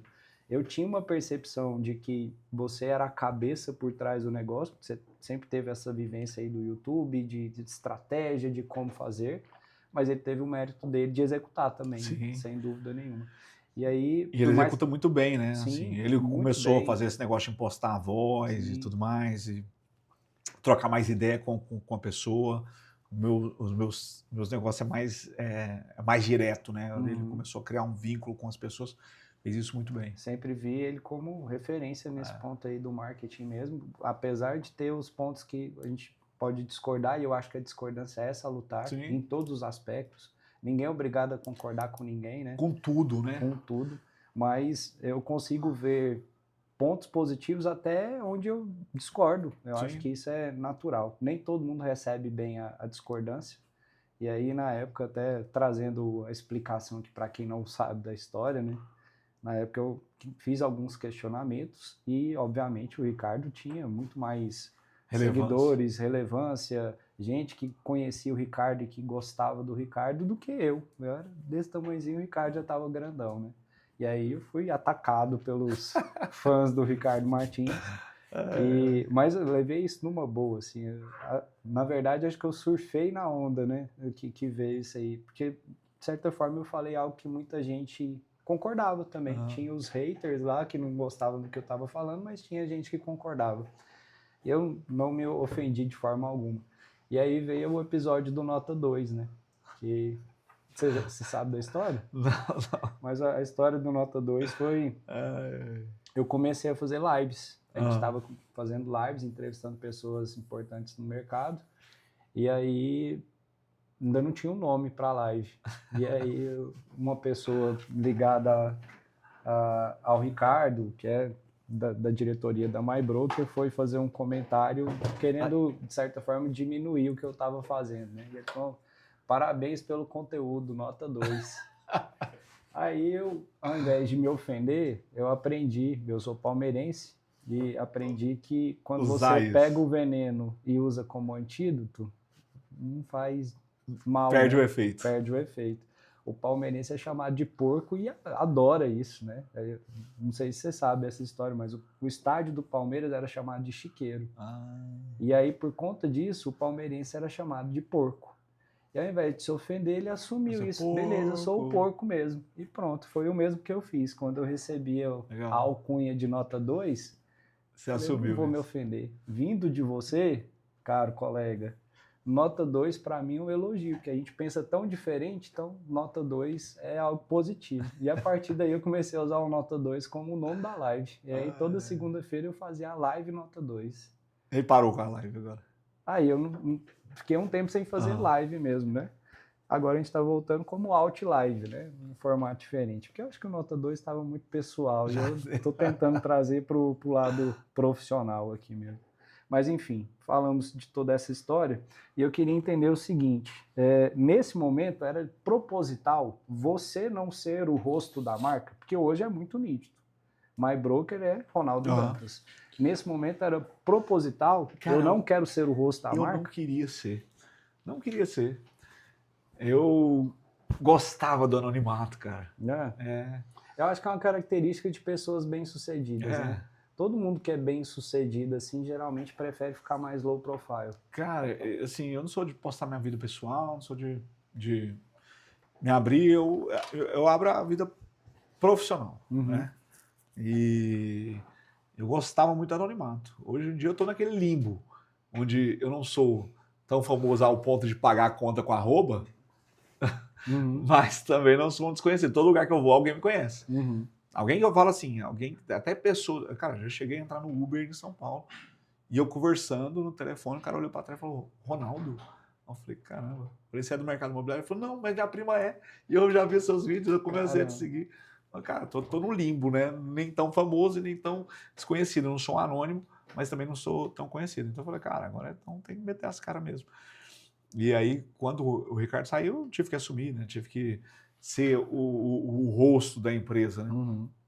E acaba que, por fim, eu vi que eu me dou muito bem nisso. Eu fazia um vídeo ou outro e tal, mas eram vídeos mais pontuais, que eu sabia que o Ricardo não iria atuar. Então, por exemplo, para discutir com os gurus, essas coisas eu gostava. Guru financeiro, os caras chegavam lá, o Ricardo... Ter o argumento, né? Contrapor a opinião dos gurus. Contrapor, né? Eu gostava demais. Como ele era a parte simpática da empresa... Você não ia colocar ele no fight. Ele não ia entrar no fight. Então, eu que tinha que chegar e, cara, ser duro e tal. Discutia com Bruno Perim, com Primo Rico, com Natália Arcuri, essa galerinha aí. E ele eu falava, cara, fala isso. Ele não acho que não pega bem. Eu chegava e descia o pé. E aí, para mim, o meu objetivo era esse. Eu sou defensor do mercado imobiliário e só isso. E aí, de lá para cá, eu venho me posicionando, fazendo muitos vídeos, produzindo muito. Tem época que eu dou uma parada, porque às vezes o tempo não dá, tem época que eu venho. Agora, eu fiquei um mês sem postar praticamente, só repostando alguma coisinha. Agora eu fiz uma sequência de produção aí que tá para sair muita coisa aí, tá saindo com uma frequência bem maior. Mas eu não vivo disso, né? Não sou assim 100% internet. A internet é um pouco do que toma o meu tempo, né? Estou tocando a empresa, né? Então, parte estratégica da empresa, parte de marketing, parte de gestão, liderança, estratégia, reunião com o incorporador, a incorporação também, que agora toma muito tempo nosso também, que a gente também está incorporando. Então, eu tento casar com a internet. Então, não é seria bom se eu ficar só por conta disso. Aí, né? Talvez eu poderia produzir mais. Eu que atuo diretamente nesse segmento, ainda tenho outras atribuições, não consigo ficar só na internet também. É difícil. Por mais que seja a minha área de atuação hoje. Mas como que a My Broker chegou em 72 lojas? Eu conheci em 2017, só tinha uma com 70 corretores, já tinha uns 5 anos de história, né, que era de 2012, não é isso? Sim. Como é que chegou a 72 lojas? Você saiu, o Adler estava lá ainda? Não, eu saí, o Adler saiu, passou um tempo, eu saí. O Adler foi o último gerente que saiu, assim, que deu uma mexida, de fato. Porque, assim, já tinha acontecido várias. Ele era o meu gerente, inclusive. Tinha acontecido várias. Então, o Rafael Carrijo foi o primeiro, né, que saiu. Depois teve outros players, né, que estavam... Cara, a gente ia, desenvolvia o corretor virava gerente, passava um pouco, ele batia a cabeça no teto, não tinha para onde crescer. E aí ele saía para montar a empresa dele. E, cara, foi o que eu fiz. Então, não tem nem como eu falar que a pessoa estava certa ou errada. Nunca guardei mágoa, né, de ninguém e tal. Aconteceu várias vezes. Só que eu percebia que era isso, né? Eu ficava fazendo esse voo de galinha, né? Subia, chegava 40, 50 corretores, caía para 25. Ficava fazendo isso. E eu via também a dificuldade que todo mundo passava. Então, o cara, quando montar a imobiliária dele, ele pensa que é só abrir a porta. E não é, né? Só abrir a porta e eu vou ganhar uma comissão maior aqui, que é o que todo mundo pensa. Não mesmo. Cara, o rolê é muito grande, é muito grande. É jurídico, é contabilidade, é RH, é financeiro, é as parcerias, é contratação, cara, é marketing, tudo. É muita coisa, é muito complexo. Então eu vi que o cara tinha aquela ilusão do gerente, pô, já tem minha equipe está produzindo, eu vou sair, vou montar. E muitos quebraram. Então eu falo, cara, o cara perdeu, eu perdi. Aí quando o Adler foi o último que saiu, assim que eu falei, cara, eu não vou conseguir progredir se eu não começar a gerar oportunidade dentro da minha empresa para os caras. E como eu sempre fui muito desapegado nesse negócio de percentual, então eu criei a MyBroker 4.0, que a gente já estava no processo, já era a 3.0 e aí depois eu criei a 4.0, que foi um ponto de revolução no mercado imobiliário. E hoje, assim, muita gente que tem imobiliária hoje tem que me agradecer por conta disso, porque de fato eu criei o padrão de partnership. Falar, cara, você bate os gatilhos, chegou num determinado gatilho, você pode se tornar sócio. A gente monta junto. Então, no lugar de você montar uma e eu e ser meu concorrente, a gente pode montar junto e fortalecer. E aí foi quando o negócio aconteceu. E aí a gente montou a Alfa Mall, depois montamos Flamboyant, montamos Aparecida, e aí o negócio foi tomando proporção. E isso atraiu muita gente boa, que não tinha oportunidade em outros lugares. Uhum. E também fez a gente desenvolver muita gente que começou a olhar aquilo como um plano de carreira, como falar, cara, então eu posso ser sócio. Então o que eu tenho que fazer? Aí tem uns gatilhos, a pessoa vai graduando e de repente ela se torna sócio. E aí isso cresceu de forma orgânica. E tem as franquias também. A gente, das 72, 19 são franquias. Então a gente tem 19 franquias e o restante é tudo imobiliários que a gente tem sociedade. E como que funciona? Vamos supor que eu comecei ali com esse plano de carreira, corretor, gerente, diretor, e agora eu quero dar esse próximo passo junto com vocês, eu quero ser sócio. Eu tenho que entrar com recurso, o recurso é todo da MyBroker e eu vou cuidar da operação? Como que é essa parte? O recurso acontece de várias formas, a gente tem várias formas de fazer isso, mas geralmente ele é tirado da própria operação. Então a gente abre uma outra conta e começa uma incubadora e dali a gente gera o caixa para poder depois abrir a empresa. Então, e essa empresa hoje custa quanto mais ou menos para iniciar uma nova operação? Nossa, depende. A gente tem empresa que custa de 300 não, acho que de 350 mil a 1 milhão. Então a gente tem empresa que a gente depende do tamanho, depende do que vai ser, qual é o conceito dela. A gente tem umas que é tipo boutique, é bem elaborada, tem umas que é mais econômica. As mais econômicas são as melhores. Outra coisa, a gente está delongando aqui o tempo, você ainda tem a apresentação da reunião para fazer, acho que ainda tem muita coisa para eu te perguntar aqui, eu vou tentar ser mais objetivo e conto com você também para a gente ser objetivo e avançar aqui. Como que é fazer um evento do tamanho de uma academia de vendas, que é o que vocês fazem a cada 3 meses, né? A cada 3 meses. A MyBroker faz uma academia de vendas e geralmente são grandes eventos. Como é que é fazer um evento desse tamanho? Cara, se eu vivesse só por conta disso, seria maravilhoso. Brincadeira, maravilhoso, não é sempre muito difícil. Mas assim, é esse propósito de sempre querer ser melhor. Melhor do que a gente é, não do que os outros, né? A gente não está concorrendo com ninguém, a não ser a gente mesmo. A gente começou lá com 25 corretores, acho que você participou do ano QS, lembro até hoje, tinha uns 80 pessoas lá no QS, no auditório do QS. E aí, de 3 em 3 meses, a gente tem a academia de vendas. Então, a gente termina uma, já tem que pensar como é que vai ser a próxima. Só que a gente sabe o quanto ela proporciona para a gente uma evolução, quanto ela representa de evolução. O corretor sai de lá, cara, depois de 2 dias, ele sai de lá realmente abastecido, motivado, com vontade mesmo de cara, vou conquistar o mundo, eu agora estou mais capacitado, que a motivação ela passa por um senso de competência também. Porque às vezes você fala para a pessoa, faz tal coisa, ela não faz porque ela não sabe fazer. Então ela não vai deixar de fazer. Então a pessoa sai lá com esse senso de competência, cara, eu vou conseguir, eu vou tentar até dar certo, ele ouve outras pessoas. E a gente já fez em São Paulo, fizemos em Balneário Camboriú, mas é muito mais fácil fazer aqui. Cara, essas 2 que a gente fez lá em São Paulo, em Balneário Camboriú, foi assim. Você tem que terceirizar muita coisa, né? E delegar muita coisa também para acontecer. Muita coisa.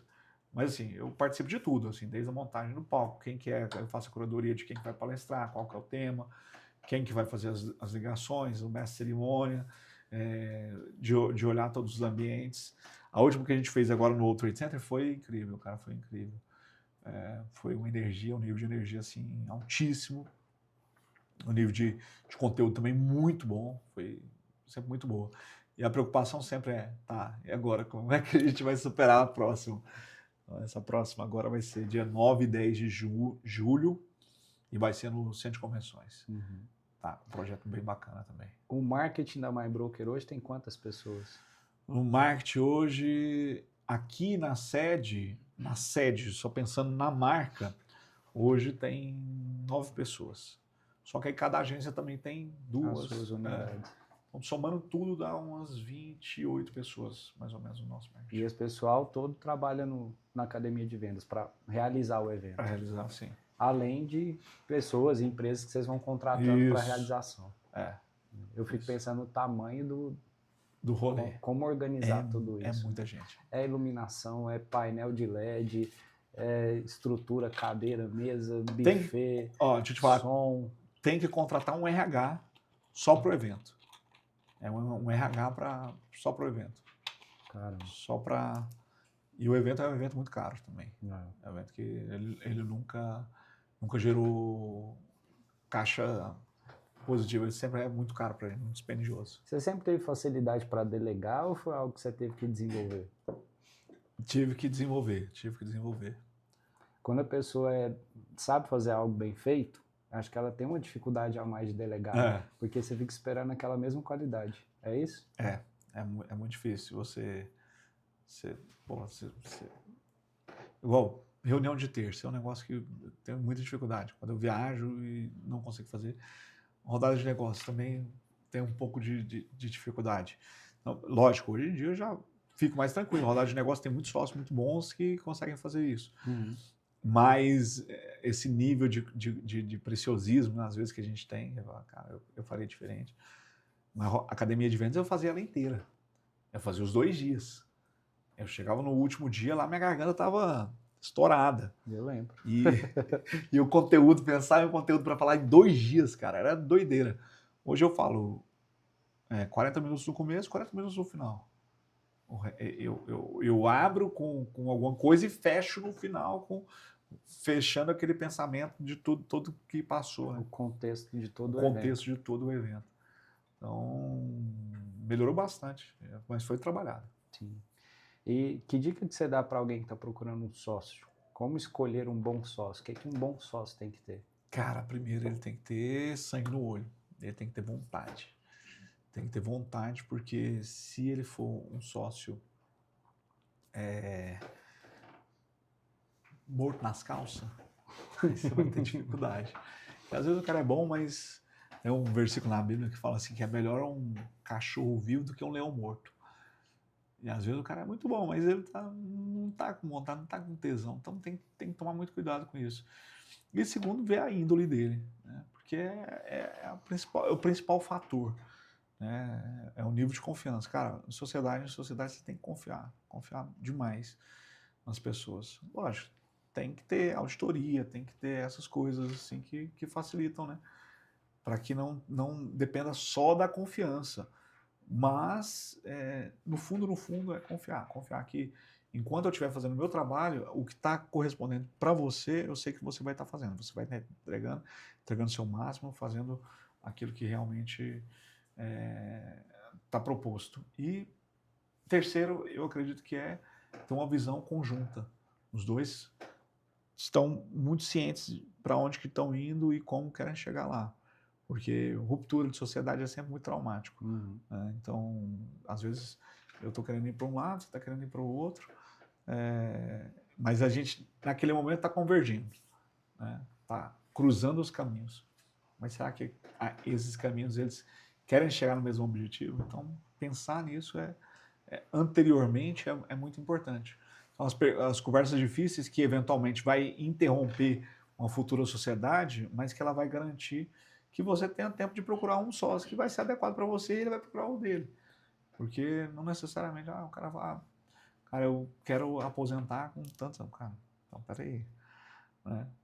Qual que é o meu objetivo aqui? É me aposentar daqui a 5 anos. Meu irmão, não vai dar pra gente não ser vai sócio, funcionar. então, não. Não vai funcionar. O Warren Buffett aqui, o cara, se ele não tivesse doado tanto, ele era o homem mais rico do mundo.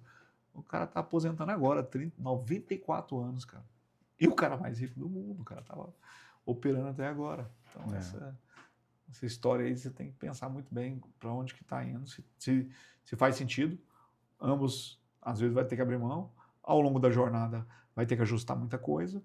Mas, se tiver essas 3 coisas, uma índole que seja compatível com a sua, sangue no olho e visão de futuro tá alinhada, aí fica mais fácil. Boa. Você falou dos 8 passos da venda para você. Você tem eles de cabeça aí, de cor? Quais são? Prospecção, básico, né? Tem cliente que tem venda, tem cliente que não tem venda. Abertura da venda é se vender antes de vender o produto.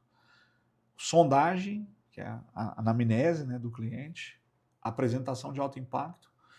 Tentativa de fechamento para extrair objeção, contorno de objeção. Fechamento, negociação e fechamento. E pós-venda, fidelização do cliente. Então, o cara fizer isso aqui, ele está resolvido. Na teoria ficou simples, né? Vai colocar na prática. Na teoria Mas é isso. É essa mesmo. Achei legal a sua definição. Eu trabalhei muito com revenda, né? Eu fiz 12 etapas do processo da revenda. 12 etapas. 12 etapas. Para venda. Para venda. Para mim, o primeiro, quando se trata de revenda, você tem aquela parte de captar o imóvel e tudo mais, então tem esse primeiro ponto, né? Para mim, o primeiro ponto é análise de documentação. Sim. Eu não faço absolutamente nada antes de analisar a documentação. Todo sentido. Depois eu pego a autorização da venda. E aí essa autorização de venda, para mim, só com exclusividade. Se não for com exclusividade, eu nem pego. Depois que eu vou fazer a avaliação do imóvel. Então, primeiro a pessoa me contrata para depois eu avaliar o imóvel dela. A gente entra num acordo sobre o valor que o imóvel precisa ser anunciado. A quarta etapa é a produção do material de divulgação. A quinta etapa é a divulgação. A sexta é o atendimento. A sétima é a aprovação do crédito, que em muitos casos é necessário fazer isso, seja representando só o vendedor, ele também precisa participar dessa aprovação do crédito, ou se estiver atendendo o comprador também. O oitavo, proposta, porque eu não vou mandar proposta sem ter o crédito aprovado, então tem essa parte. A nona é o contrato de compra e venda ou escritura, quando não houver contrato de compra e venda. A décima, o registro. A 11ª, ITBI, já está meio incluso aqui. E a 12ª, o pós-venda. Eu coloquei tudo isso num processo e eu fui pegando tudo que eu aprendi ao longo do tempo. Não foi alguém que me deu essa sequência, foi eu que fui fazendo. A venda do jeito que você colocou, sem a captação, tem os 8 processos ali, faz muito sentido. Né? Isso aqui é um processo de conceitual de negociação, né? Ele não é o passo a passo do processo em si. Sim. É só o cara saber, eu tenho que prospectar. Depois que eu prospecto, eu pego o cliente, eu me vendo para o cliente. Então, depois... no meu processo parece que é como se eu já tivesse algumas coisas antes, aí eu não incluí tanta coisa como no seu. Assim. O meu tem algumas coisas mais, etapas técnicas, diria. Mas o seu é mais amplo, né? De como o corretor precisa se portar. Vamos lá, Ronaldo, seguindo aqui, agora eu quero saber sua opinião sobre alguns assuntos mais relevantes, mais importantes. Vamos lá. No futebol, dizem que não existe gol feio, que feio é não fazer gol. Sim. Trazendo para o nosso mercado imobiliário, existe venda ruim Existe. ou ruim é não vender? Não existe venda ruim. Existe o bad fit, né? Uhum. Que é o cliente que não encaixa naquilo que você está querendo vender para ele, né? É o cliente que não vai conseguir pagar. Isso aqui você tem que estar muito ciente. Eu vejo muito corretor fazendo isso, de falar para o cliente vai comprar uma unidade. Eu dar lá 400 mil de entrada. Fala, não, faz o seguinte, compra duas, eu vou te vender a outra lá na frente e tal. E o cliente não tem como segurar essa outra venda. Uhum. Então, eu estou te falando um caso real. E de repente o cliente fala, pô, mas você não me vendeu e tal. Não, mas agora isso é uma coisa que acabou que o cliente ou distrata. Então, aquela venda que o cliente tem possibilidade de distratar, essa é uma venda ruim. Uhum. É uma venda que é melhor você não fazer. É ruim para você, é ruim para o mercado, é ruim para todo mundo. Para a empresa? Para a também? empresa, ela é ruim para todo mundo. Porque é uma venda que você só faz uma vez, você não vai fazer ela várias vezes. Uhum. Então eu vejo que no mercado imobiliário, talvez eu vou responder aqui uma pergunta que você fez esses dias agora, falando o que é de pior que existe no mercado. O que o mercado precisa arrumar? Cara, o jeito de vender investimento para os clientes. A gente não pode vender de maneira irresponsável. Eu vejo gente anunciando, eu vi uma vez um corretor, compra hoje, em outubro você vai ganhar tanto. Era hoje para outubro, cara. Você não tem como garantir isso para o cliente. É. Então, quando eu vou falar para o cliente sobre um imóvel para investimento, se você vai comprar um imóvel na planta, eu falo, olha, o imóvel ele tem 2 picos de vendas. É o lançamento, depois cai, depois lá na frente, na hora que começa a pintar o prédio, ele volta de novo da disparada. Mas o ideal é que você tenha grana para poder comprar ele aqui, financiar, levar ele até o final, financia, espera a incorporadora zerar o estoque dela aqui. Na hora que zerou o estoque dela, que vai mais ou menos uns 8 meses depois, aí é o momento certo de você vender. Que você vai pegar o topo de valorização e tal. Uhum. E você não tem desespero. Você não pode contar com esse dinheiro aqui. Esse aqui é o jeito certo de vender. Por quê? Porque o cliente fala, cara, compra aqui, compra 5 unidades, vai acabar, vai derreter e tal, compra 5 unidades. Cara, eu não faço isso. Não oriento meus corretores a fazer também. Se for para fazer venda desse jeito, eu prefiro não fazer. Uhum. Agora tem gente, cara, não tá nem aí. Faz de qualquer jeito, vai, coloca o cliente numa cilada. Por quê? Porque nosso negócio é rentável e seguro, mas não tem liquidez. Então, a gente, dos 3 pilares aqui de negociação... Não dá para ter os 3 sempre, né? Não dá para ter Um os dos 3. pilares você vai perder. Um você vai perder. Ou ele é rentável e seguro, é o caso do imóvel, ou ele é seguro e líquido, que é a poupança, taxa Selic, mas Selic não tem previsibilidade, né? Você pode sacar na hora que você quiser, mas ninguém te garante, a taxa Selic agora vai para 14,75, mas daqui 2 anos, quanto que vai estar? Então você não tem como saber. Então, ou tem rentabilidade, ou segurança, ou liquidez. No nosso caso, a gente tem 2. Então, a liquidez, a gente tem que tomar cuidado, porque o cliente ele tem que ter capital para poder carregar o negócio. Sim. Então, eu vou fazer a compra de algum imóvel para mim, eu penso, quando que eu vou sair dele? Tá, se der para eu sair antes, beleza. Mas eu estou garantido para poder sair depois, entendeu? Então, tem que fazer mais ou menos essa previsão de quando que o imóvel... Porque a ideia é qualquer. Cara, depois que entrega o imóvel e você comprou um apartamento, aí você começa a convidar seus amigos para ir lá, sua família para ir lá. Aí todo mundo começa a ver, nossa, que legal, que apartamento bacana, tem aqui para vender? Aí o negócio ganha um corpo diferente. Pessoa que está morando de aluguel lá, de repente quer comprar um lá, começa a se adaptar com a região, com a localização. Então você tem outro momento. Agora, você virar para a pessoa e falar, compra hoje, daqui 6 meses você vai vender e vai ganhar tanto. Ainda fala até o valor. Promessas irreais, né? Essas promessas reais, eu acho que é assim, se você me perguntar hoje, você perguntou lá na caixa, eu fiquei pensando, cara, qual que é o problema? O que eu vejo de problema? Não consegui lembrar de nenhum problema. Esse, para mim, é o principal problema. Uhum. São promessas fictícias para o cliente. Compra porque o cara comprou tal e já está tanto de valor. Acontece, mas não conta com isso. Uhum. Qual que é o momento que você vai entrar, qual que é o momento que você vai sair. Então, pensando nisso, e aí você tem uma previsibilidade maior. Essas promessas são tão ruins, porque quando tem uma negociação de oportunidade mesmo, você usa essa palavra de oportunidade, ninguém acredita mais, exatamente. porque caiu em descrédito. Porque vendem tanta coisa irreal como se fosse possível, que quando você tem algo que realmente é possível, que é vantajoso, que é rentável, e você vai apresentar, já é mais difícil da pessoa acreditar. Né? Eu faço muito dinheiro com o mercado imobiliário. Sim. Eu estou falando de investimentos pessoais, de comprar imóvel na planta e vender e tal, de várias formas. E eu sei que é real, ajudo os amigos meus a fazer, Sim. cunhado e tal. Cara, vai fazer dinheiro, compra isso aqui.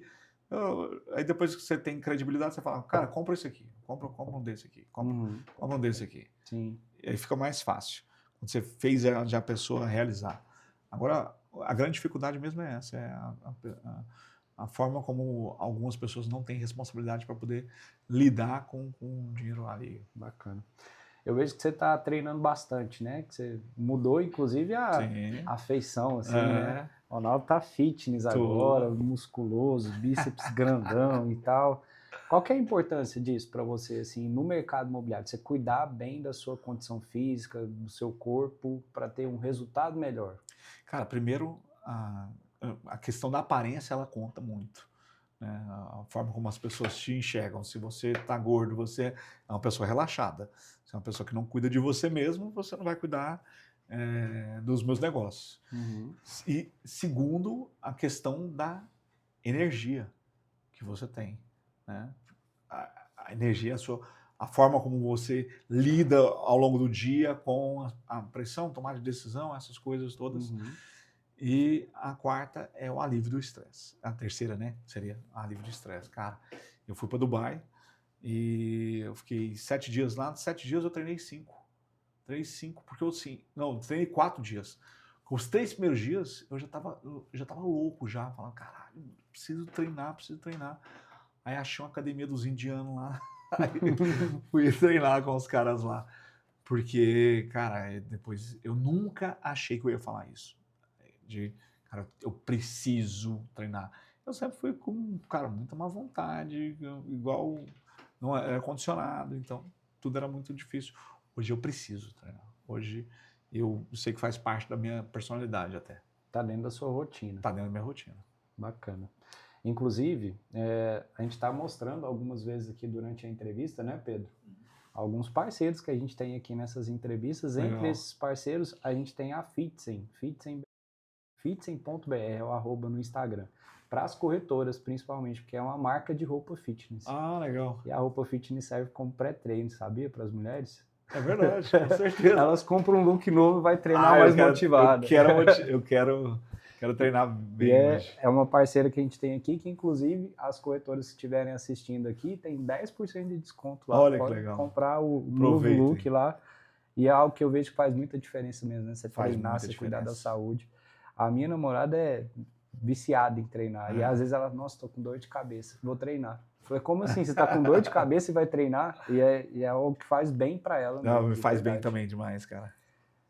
Ronaldo, quais são as características mais importantes que um líder deve ter, na sua opinião? Cara, essas perguntas assim, elas são sempre difíceis, né? Porque você tem que pensar de última hora, de última hora e cara, eu acredito que primeiro fazer com que as pessoas, elas de alguma forma conciliem o sonho delas com o objetivo da empresa.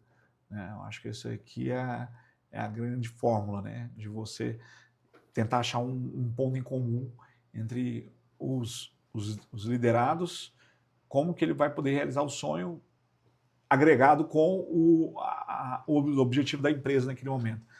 Tem como fazer isso, porque o tempo todo você tem seu objetivo, eu tenho o meu objetivo, se a gente juntos for seguir para aquele mesmo caminho ali, a gente vai mais rápido, a gente vai conseguir chegar com menos esforço, a gente vai conseguir ter isso. Eu acho que é a primeira coisa, é você conseguir ler as pessoas e mostrar para ela, cara, se você me ajudar nisso aqui, eu vou te ajudar nisso aqui. É como eu estava falando agora do Ricardo. Ele entendeu o objetivo, ele foi projetou a empresa, a gente empurra, você puxa a gente, era mais ou menos um negócio assim. Então você conseguir fazer isso, né, baseado no sonho da pessoa, né, naquilo que está com o objetivo da pessoa. Acho que está muito conectado com a realidade.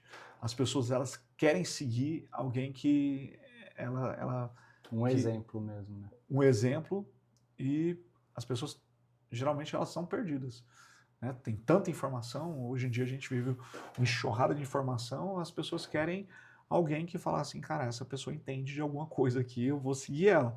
Tá todo mundo perdido hoje em dia, cara. Os influencers estão nadando de braçada nisso aí, né? Porque tá todo mundo precisando de alguém para dar uma direção. Até para escolher. Tem aquele caso assim, se alguém falar que esse aqui é o bom, não, beleza.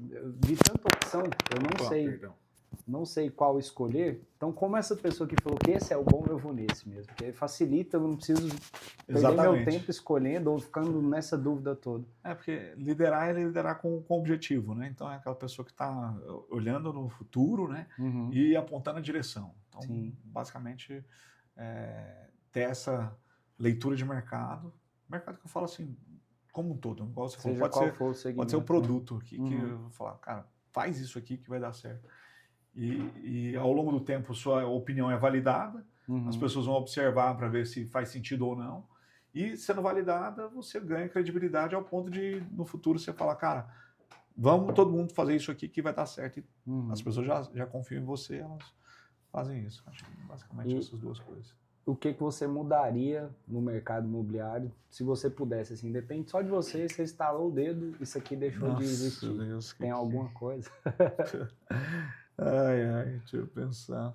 Não sei, cara. Eu acho que eu jogo tão bem o jogo que eu não fico pensando em mudar as outras pessoas, eu fico tentando pensar como que eu vou me comportar diante do tabuleiro. Com o que vier.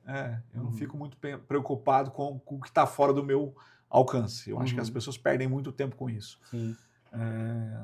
Eu acredito que eu sempre estou muito focado em o que eu posso fazer dentro das minhas competências e dos meus meu ponto aqui de atuação. Eu sempre penso nisso. Então, por isso que essa pergunta para mim é difícil, porque eu não fico o tempo todo pensando, se eu pudesse. Você não pensa em mudar, você pensa em enfrentar o que tiver que enfrentar. Entendi. Quais as principais características que um bom corretor, aquele que tem resultado sempre, tem? Assim, você pensa nos seus melhores corretores lá que estão sempre no pódio, suas melhores corretoras, e quais são as características que geralmente elas têm em comum? Cara, eu falo que eu busco 4 coisas nos corretores. Eu busco um cara que ele seja ambicioso. Tem que ter ambição, cara. Tem. Porque esse mercado não tem jeito. Se o cara entrar aqui pensando em ganhar, se eu vender, tá bom. Se eu tá bom aqui nesse mercado, ele frustra muita gente. Ele tem que ser inteligente e ensinável. Ele tem que estar sempre disposto a aprender o tempo todo. Ele tem que ser amigável, porque a gente depende de um monte de parceria, o tempo todo, falando com o coordenador, falando com o parceiro que tem um imóvel, pedindo a chave para alguém. Você tem que ser boa praça. Eu acho que isso funciona muito bem, porque muita gente fecha a porta sem nem perceber que fechou, e às vezes ele parou de ter resultado e ele não sabe por quê, mas é porque está dando patada em um monte de gente que acha que não vai precisar, mas lá na frente alguém está fechando a porta para ele e ele nem percebeu, ele nem descobre, ele nem sabe disso. E ambicioso, inteligente, ensinável, amigável e autodisciplinado. Ele tem que ter autodisciplina, né? Porque você é um autônomo, você tem que tomar conta de você mesmo. Então, você tem que ter os seus objetivos, as suas tarefas, cumprir as suas tarefas, ser rigoroso em cumprir as suas tarefas e, cara, depois o resto você aprende. Fica tudo mais fácil com essas 4 características, né? Boa dica. Qual que é a importância do dress code para você? Assim, a maneira que você se veste, estar bem vestido em relação a ter resultados. A gente até deu uma resetada agora no nosso dress code, né? A gente era muito rígido, acho que na sua época a gente era um pouco rígido. A gente foi deixando. Eu acho que o Ricardo acelerou um pouco mais esse processo de regata, boné, não sei o que lá, tênis. E aí os corretores começaram a copiar muito ele. E aí um dia eu estava lá em imobiliária, corretor de boné. Eu falei, por que você está de boné, meu irmão? Aí eu falei, o Ricardo usa. Eu falei, mas você é o Ricardo? Quem é você, meu jovem? Quem te você já conhece? conquistou. Fala, não, calma aí, cara. Ele chega nos lugares, as pessoas já conhecem ele. Ele não precisa se apresentar. Ninguém sabe quem é você. Então, calma lá. Então, aquela chance de você causar uma boa primeira impressão só tem uma. Né? Então, você está bem vestido, te elimina um monte de coisa, um monte de possibilidade de errar. Então, como a venda ela é cheia de contexto, cheia de minúcias, o mínimo que você errar é melhor. E aí, você está bem vestido, você transmite uma aparência de alguém que é seguro, alguém que é bem sucedido e que vai conseguir resolver o problema da pessoa. É claro, eu também não sou tão a favor daquele padrãozão, né? Terno, gravata. Acho que para a nossa cidade, quando eu era corretor e eu era obrigado a usar gravata, eu era contra, eu usava a matéria e falava, não, a gravata ela aumenta até 2 graus na temperatura do corpo, então você tem que aumentar no ar-condicionado, então não é nem ecológico você usar gravata no estado de Goiás. Então aqui não fazia tanto sentido. Então, um dia eu aboli, eu falei, não, a gente não vai usar gravata mais.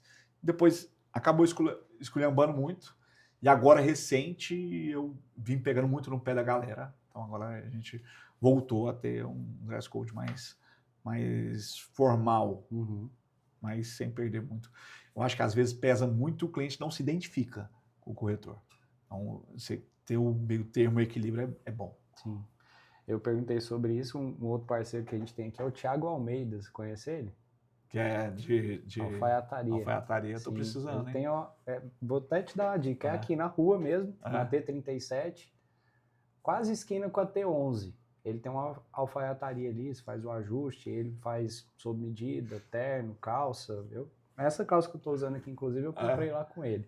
E é um cara que, inclusive, faz treinamento sobre isso, sobre dress code. Bom, às vezes você pode levar ele em algum momento aí para dar essa orientação pro pessoal. Eu já vi na academia de venda, você levou algumas vezes. A última academia que a gente fez online, cara, foi muito legal, porque foi uma novela, sabe? A gente fez tipo uma novela corretor, 2 corretores, cara, foi muito boa essa academia de vendas, assim, o pessoal tá alucinado, a gente vai ter que fazer a parte 2, porque foi muito bom. E aí eu peguei os corretores e levei eles na Gentleman. Cara, foi muito... O Thiago trabalhava na Gentleman. Se brincar, ele. Ele saiu da Gentleman e montou a Thiago Almeida Alfaiataria. Legal. E é um cara que o mercado imobiliário como um todo conhece bem ele. Ele atua bem com os corretores aí. Quero ver, depois você me passa o contato dele. Agora vamos lá, partindo para questões mais pessoais. Onde que você estudou? Cara, eu estudei no Chico Mendes, no Chiqueirinho, Nossa, cara. Mesmo, velho? Eu lembro demais do Chico Mendes. Vilmar. Estudei no Silene de Andrade, estudei no Chico Mendes, aí eu fui para a escola agrotécnica, fui agriculando, morei em Séries no colégio interno. Sério? Morei no colégio interno, fui expulso 4 vezes. Fui para o Hugo de Carvalho Ramos, no Hugo de Já Carvalho era Ramos. militar? Não, antes de ser militar, lá era uma zona.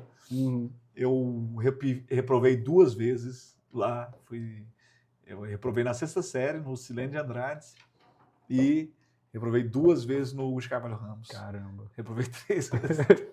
Esse é o CEO da MyBroker. Totalmente reprovado. Expulso do colégio interno, reprovou 3 vezes. Cara, é isso. Que loucura. Depois... Você chegou a fazer ensino médio, faculdade? Não, eu terminei depois que me converti com 18 anos. E aí, cara, muito doido, cara. Skatista, doidão. Improvável, totalmente.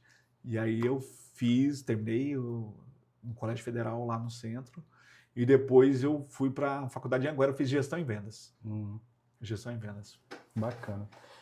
A gente, para quem não sabe, nós somos da mesma quebrada. Quase que vizinhos, né? O Ronaldo morava no Aruanã 2, eu morava no mais longe ainda, que era o 3. Aruanã, né? 3. O último bairro antes de chegar no Meia Ponte.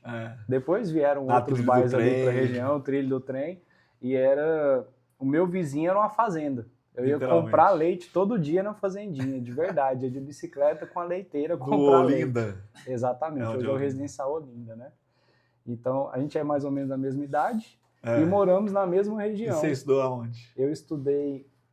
Primeiro eu estudei do jardim 8ª série no Instituto Educacional Emmanuel, no setor sul ali, em frente àquele prédio do Leonardo Rizzo. Era nada. Lá tinha o pessoal da quebrada, tinha da classe média e tinha uns de condição financeira boa. Eu era da média baixa, assim, né? Não passei tanto aperto igual alguns colegas lá passavam. Mas estudei lá do jardim 8ª série. Aí o meu primeiro ano do ensino médio eu fiz no Irmã Gabriela. Não, eu estudei no Irmã Gabriela, Abacatão também. Foi. O uniforme verde, né? feio exatamente. E tinha muita confusão lá nessa época, né, Ronaldo? Nossa, muita demais. briga. O pessoal do Aruanã 1 brigava com o do 2, do 3 brigava com o do Califórnia, vivia tendo confusão lá, era risco de vida de estudar nessas escolas. Era muito doido isso. Depois eu fui fazer... fui pro Colégio Mérito, no centro. Eu fiz o segundo ano lá só. E aí eu comecei a trabalhar no Tribunal de Contas do Estado como office boy, menor aprendiz. E aí eu queria fazer um pré-vestibular melhor. E aí eu pegava o meu salário e pagava um cursinho para poder fazer um vestibular melhor. Eu fiz num colégio MS, não sei se você lembra desse colégio. MS. Ele funcionou na Rua 8, uma época ali no centro, pertinho da Tocantins, mas na minha época era na Rua 10, descendo a Rua 10 como se estivesse indo para a Praça Universitária. Então eu fiz o terceiro ano lá, que era terceiro ano mais um cursinho preparatório. Porque eu queria tentar passar na Federal, não consegui passar na Federal, com o meu ensino médio meio prejudicado. E a Federal entrou de greve também, foi uma confusão. Passei na Alfa, era o único lugar que tinha jornalismo além da Federal, era na Alfa. E aí eu fiz a faculdade lá. Agora, voltando para você, que é o entrevistado, né? Casado com a Lorena, há quantos anos? 17 anos. 17 anos de casado. 17 anos, é muita coisa, né? Passa rápido, né? Caramba, é muita coisa. É. Não, 15? Não, 17 anos mesmo. 17 mesmo. De casado. De casado. De relacionamento tem mais um pouquinho. Foram 3 anos. 2 anos e meio, Bacana. Quase 20. 2 filhos. 2 filhos. Quem são eles? Salomão, que tem 8 anos, e a Eleonora, que vai fazer 12 anos agora. A mocinha já. O Salomão, quando eu entrei no MyBroker, ele era recém-nascido. Era? Eu lembro. Irmãos. Você falou que tem um irmão que era corretor também. Einstein, o nome dele. Einstein? Ele que era corretor? Era. Hoje ele está em Portugal. Tá mexendo com outra coisa lá. E a minha irmã, que ela é pedagoga, trabalha no Marista, no Colégio Marista. Ela foi coordenadora lá há muito tempo, ela ficou meio estressada lá esses tempos. E eu estou trazendo ela para o mercado imobiliário. É mesmo? Ela não fez nenhuma venda, não. Ela está tentando aí, está se esforçando aí, mas... Como que ela chama? Camila. Camila. Legal. Seus pais? José Ronaldo, o pai? José Ronaldo Dantas e Maria Madalena. Maria Madalena. Para quem não sabe, seu nome é José Ronaldo. Exatamente. Né? José Ronaldo Dantas Júnior. Eu lembro certinho. E o que você mais gosta de fazer nos seus momentos de lazer? Você falou do skate, que eu sei que é algo que por muito tempo foi... Por muito tempo foi. Eu gosto... Hoje às vezes de skate, né? Eu vejo cara, você fazendo um videozinho ou outro. Esses dias eu andei, meus filhos estão praticando patins. Aí cheguei lá, tinha uns patins para alugar e o skate. Eu falei, enquanto eu vou esperar eles aqui, eu vou ver se eu consigo, cara. Mas eu tô duro pra caramba ainda. Não caiu, não. Não, né? Caí, graças a Deus. Que cair na cidade aqui não é legal, não. Eu caí de patins depois de velho. É muito pior que cair quando era novo. Tá maluco. Então, eu treino, cara, eu gosto de ficar em casa, assim. Eu sou uma pessoa bem reservada, assim, nesse sentido. Qual que foi o lugar mais bonito, assim, emblemático, inesquecível que você já visitou? Que você conheceu? Cara, eu fui em Andorra muito bom. Andorra? É leste europeu, Andorra? Tá entre a França e a Espanha. Não, então não é leste. Você vai para... Tá mais para... Você vai para Madrid, pega um carro e anda 250 quilômetros, aí entra a França e a Espanha. É um principado. E aí lá foi a primeira vez que eu andei de snow. Aí isso é uma coisa que me pegou muito, cara. Me pegou demais, cara, demais. Depois eu fui pro Chile, um negócio que... Você já esquiou? Não, Cara, tem que esquiar. é mesmo. Tem que esquiar. É um negócio assim Eu que... nunca tive essa habilidade com pranchas, É. seja no snow, seja no skate ou no surf. Mas O você... skate, quando eu pisei a primeira vez, eu caí. Mas Falei, você não andava vou de tentar patins. mais não, patins sim. Então é esqui. Cara, a sensação é um negócio... O patins eu dava conta. Eu tô com vontade, assim, sabe? De falar assim, cara, hoje você me falar, você quer ir pra praia ou você quer ir pra montanha? Eu quero ir pra montanha, Vai esquiar. esquiar. Que Você massa. fica 2, 3, 4, 5 dias assim, fazendo a mesma coisa e não enjoa. É um negócio muito doido. E música? O que você mais gosta de ouvir? Cara, eu gosto de rock antigo, né? The Doors, Led Zeppelin, essas coisas assim, mas A influência da época da antes época de do você skate. converter. E umas músicas atuais aí, tem uma playlist lá que chama Rádio My Broker, se você quiser ver aí, tem umas músicas diferentes. Lá é tudo No Spotify. só eu que subo as músicas lá, se quiser ver. A Rádio My Broker. Hoje em dia é música mais de boa, mais tranquila. Uhum. Música de fazer neném bonito. Dá uma inspiração a mais. E a sua culinária preferida? Cara, eu gosto de carne, gosto carne, assim. Gostar. Eu era o tipo de pessoa que todo restaurante que abria, eu tinha que ir lá, tinha que conhecer, almoçava sempre em restaurante badalado e tal. Porque eu falava, cara, almoço tem que ser... Hoje a comida é mais funcional para mim. Eu já estou nessa fase de querer ver o quanto de caloria que eu estou comendo e tal. Então hoje comida por quilo para mim é o ideal. Mas um churrasquinho, uma boa carne, uma boa preparação, aí eu gosto. Bacana. E como que é a sua rotina no dia a dia? Você tem um horário de acordar, você tem um horário de dormir, você tem os horários bem definidos, ou é juntando todos os compromissos? Hoje eu acordo fazendo o 6 dia da acontecer? manhã, treino às 7, vou até 7h30 treinando, treino mais ou menos meia hora, 1 hora com personal, meia hora de cardio. Aí depois eu tenho meus compromissos, minhas reuniões começam geralmente a partir das 9h15. Eu marco minha reunião 9h15, então daí pra frente a gente tora o cacete, aí não tem hora pra voltar, não tem hora pra... Tem hora para começar, mas não tem para terminar. Exatamente. E a privação de sono não é um problema para você? Cara, sempre foi. Uma das coisas que me fez emagrecer foi eu começar a dormir mais. Uhum. Que eu sempre dormi 4, 5 horas por dia. E isso eu não conseguia emagrecer. Podia fazer o que quisesse. Cara, eu podia treinar, eu podia fazer dieta, não emagrecia. Aí uma das coisas que me ajudou foi o Zolpidem, porque a melatonina já não funcionava mais, valeriana também não. Então, tentei algumas coisas naturais e depois eu comecei a tomar Zolpidem e aí que eu comecei a entrar num processo de conseguir emagrecer mais. Hoje já estou num processo que eu só tomo quando eu sei que eu vou ter problema de sono. Às vezes eu estou muito eufórico no final do dia, cheguei muito tarde em casa, porque demora um tempo ali para você começar a entrar nesse ciclo de sono, precisa acordar mais cedo amanhã, aí eu tomo. Mas durante muito tempo eu tomei todos os dias. E aí o pessoal falava, mas isso faz mal. Cara, mas ficar sem dormir também faz mal pra caramba. Então é melhor você tomar e ter, né? Porque a privação de sono ela é terrível. Ao longo do tempo ela te prejudica demais. É escolher qual desconforto que você vai lidar, né? A vida é isso, né? Escolher o desconforto que você quer lidar. Você falou de algo aí a privação do sono e tudo mais, eu lembrei de algo que me faz lembrar de você toda vez. E é um negócio muito aleatório. O que é? A primeira vez que eu ouvi falar sobre FOMO foi você que falou. FOMO. Que é Fear of Missing Out, né? Exato. E eu tenho essa doença. Você tem? É gravíssimo. Eu não consigo ficar sem olhar o celular. Eu já fico aqui, gente, será que tem alguma coisa importante ali e tal? Aconteceu alguma coisa que a gente está por fora. Nós estamos aqui gravando uma entrevista que já está um tanto longa. Quantas coisas podem ter acontecido? Pode ter acontecido outro Trade Center agora. E a gente nem está sabendo. 11 de setembro. É um negócio muito louco. É uma doença da era moderna mesmo. Essa ansiedade, esse medo de ficar de fora é foda. Eu acredito que o seu microfone está acabando a bateria, então acho que era bom a gente... Tá piscando. Então... Tá piscando. Deixa eu só rodar uma pergunta então, que chegou da internet aqui. Pedrão, tá no ponto aí pra gente poder rodar? Essa pergunta veio do Fabrício Medeiros, da House. Ele fez questão de mandar uma pergunta especialmente para você. Então vamos lá.